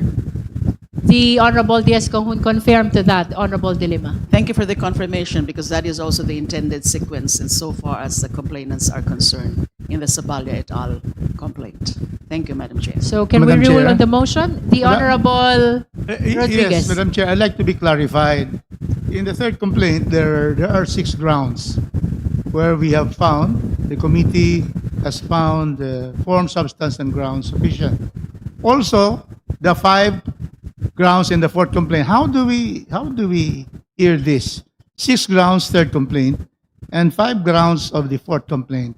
Are we going to go one by one for the third and then the fourth? We're going to mix, because ground number 1 is ground number 1 also of the fourth complaint. Ground number 4 of the fourth complaint is ground number 2 in the complaint. So are we going to mix them if they have the same subject matter? Or we will go, because I'm not clarified on this, or we will go by grounds per complaint, Madam Chair? How do we go about this? The way the chair understands with the proponent of the sequence of topics is that the allegations that pertains to the confidential fund of OVP, then DepEd, then bribery with in the DepEd are taken together, allegation by allegation, the third impeachment complaint and the fourth impeachment complaint, so that we can receive jointly the evidence which will be submitted by the parties in relation to these 3 topics: confidential fund of OVP, confidential fund of DepEd, and then bribery in the DepEd. Yes, joint. After that, Madam Chair, what will be the next to be heard so that we will know the how we will go along with this hearing? So I understand 3. That's fine because confidential funds is number 1 in the third complaint and number 1 in the second complaint or the fourth complaint. The second one, OBP, that is precisely ground number 2 and 3 of the third complaint, which are also part of the fourth complaint. And then, of course, the third one is the bribery. That is also the third and fourth complaint, and also the fourth and fifth complaint of the fourth. So how about the others? How are we going to go for the others? Or we go there once we finish the first 3? May we hear from the endorser Yeah. how they want it to be presented for Thank the you, purpose Madam of Chair. determination of probable cause? For the moment, for today, we are only manifesting what we intend to present or tackle or discuss or for the April 14 hearing. Those 3 grounds, those first 3 grounds under the third Sabalia et al. Complaint. And from there, we should be able to determine now and manifest for the record what should be the next ground to be tackled, if still necessary to tackle any of those other grounds. Thank you.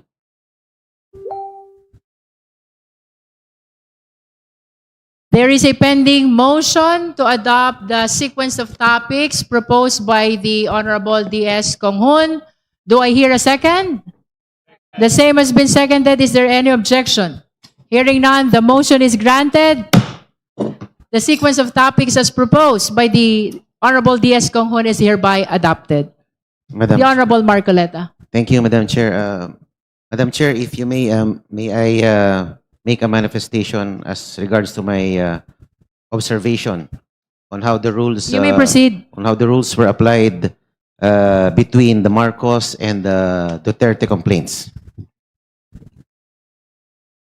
There Chair. appears to be Madam Chair, inconsistency The in Honorable application point of rules. order. We, of course, respect There's the a right. point of order, Honorable Marcoleta. We have to hear it first. The Honorable Dilima. We, of course, respect the right of even a non-member to make any manifestation, some manifestations that are relevant to the issues at hand.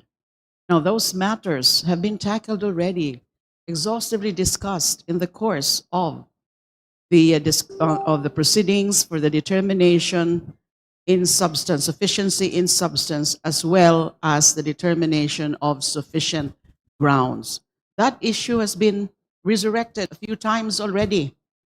And even the Honorable Chair has actually refuted that point, that there is no different treatment. And if there's any different treatment, it's because it's mandated or it's called for, necessitated by the specific facts of these cases.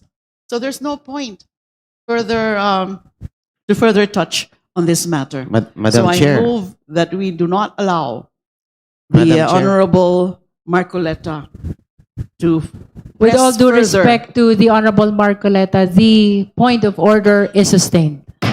Madam Chair, may I appeal? Please make sure that your manifestation is germane Yes, to ma'am, our because- current impeachment proceeding. Because every Please be reminded Yes, ma'am. not to move back. We have Yes, to move ma'am. forward. Every now and then the issue of due process comes up, and we will always go back on the fair application of the rules between the Marcos and the Sara Duterte complaints. I'm just making an observation, Madam Chair, and I think I should not be precluded from With all due making my respect, observation. Honorable Marcoleta, a point of order has been raised and the same has been sustained. So I hope we will conclude on our manifestation pertaining to the alleged double standard. Please shift to other manifestation which are germane to our current discussion in this impeachment proceeding. Okay, ma'am. May I proceed to what Congressman Rufus made earlier regarding the nexus to impeachable ground? That nexus pertaining to the motion for issuance of subpoena to the representative of SEC has been ruled upon as well, Honorable Marcoleta, with all due respect. Okay, so I am precluded from making any manifestations as a member of the House. It is Madam Chair? precisely because the manifestations which are being raised are issues which have been ruled upon by the committee already. Yes, ma'am, but due process prevails at any stage of the impeachment process. So, wala naman po sigurong masama sa But please manifestation. confine your manifestations to the current subject matter of our impeachment proceeding. Please do not go back. The majority of the Justice Committee ruled already on the issue that you are raising. Let us respect the decision of the majority. Yes, ma'am. Just a comparo between the two complaints sana, if I may be allowed. That is going back again to the issue of double standard. With all due respect, Honorable Marcoleta. I defer to the authority of the chair. Thank you. Thank you. Thank you. Just for the record, if the lawyers or the respondent is present in today's hearing, they are welcome to read to the committee the witnesses they intend to present for the purpose of the determination of probable cause. That is for the record. Now, if there are no other matters which the members of the Justice Committee wish to raise, Madam Chair, the Honorable De Lima. one other matter. I think this committee needs to anticipate any eventuality that between now and the next scheduled hearing, which I understand is on April 14, That's correct. if certain incidents, motions, or requests are also filed between now and the next hearing, wouldn't it be proper for us, and I think it would be well within the prerogative of this committee, especially so that under House Resolution number 892 that authorized the committee to continue the conduct of impeachment proceedings, one matter or one action, power, or function that this committee can do or can exercise is conduct hearings and other proceedings related to impeachment complaints within its jurisdictions. So what if, Madam Chair, there would be further motions, requests, or incidents submitted or filed by any member of this committee? Wouldn't it be proper for us that this committee be allowed to hold meetings outside the scheduled hearing dates to discuss and act on subsequent motions, manifestations, requests, and such other incidents and matters that will be submitted for the committee's consideration? As with the hearings that we're conducting now, this should also be, of course, with notice to the parties and their counsels, and should be open to the public. I so move, Madam Chair, so that we don't have to wait, especially if these are urgent requests, we don't have to wait for the next hearing before this committee can act on those incidents, if any, only if there would be such subsequent incidents. Thank you. There is a motion from the Honorable Laila De Lima to allow the committee to conduct meetings outside of this hearing. That is for the purpose of addressing urgent motions, manifestations, or any other matters relevant to the current impeachment proceeding. Do I hear a second? Second, Madam Chair. The same has been seconded? My objection, Objection? because, we have 14, 21, and 29. Very clear that whatever is filed could be tackled on April 14. So it's not necessary that we will have additional hearings. We set this, it's in my calendar now. I still have the diary, which is not used by younger lawyers. But I think we have set already 14 to 29. So let us just, that is, also a premature speculation that there may be motions. And all motions will be tackled when it is filed on April 14. Thank you, Madam Chair. With that, then we shall proceed to vote. There is a motion. Madam Chair, The just a Honorable Tino. clarificatory question. This is your clarificatory question. Sa distinction between meeting and hearing. So the meetings will, if I understand correctly, will still be open to the public, and they will still require quorum so that any motions and so on will be considered valid actions of the committee. Is that correct? Let's Madam- hear from Madam the Chair? proponent. Yes, Madam Chair, because that is only on the premise that there would be subsequent motions or incidents between now and the next scheduled hearing in anticipatory, or in case, or only in the eventuality that such incidents are submitted or filed. And it's a given that there would be a quorum, and a quorum would be required, and that it would be open to the public. It's a given. But this is meeting, we can consider it a special meeting outside of the scheduled evidentiary hearings, which would start in April 14. That is my motion, Madam Chair, my point. Thank Madam you. Chair. Does that satisfy the Honorable Tino? Madam Chair. The Honorable Adjong. Thank you, Madam Chair. Madam Chair, does the committee already have that mandate or authority to exercise calling for an emergency meeting should there be a need to do that without necessarily the committee adopting a resolution? That's number one. Number two, Madam Chair, is I do agree with Manong Rufus that there are already indicated dates for the committee to conduct the next committee hearings. And if we are to, again, anticipate, for example, that there will be an additional hearings for the committee to conduct, that would also indicate the need for this committee for a 3-day notice ruling, Madam Chair. So we don't actually know exactly when would be the additional between the interval, in the interval in between dates that have already been identified by the committee. So again, Madam Chair, if there's already that authority by the committee chairperson to exercise calling for an emergency meeting, then with all due respect to Congresswoman De Lima, there is no need for the committee to adopt such resolution.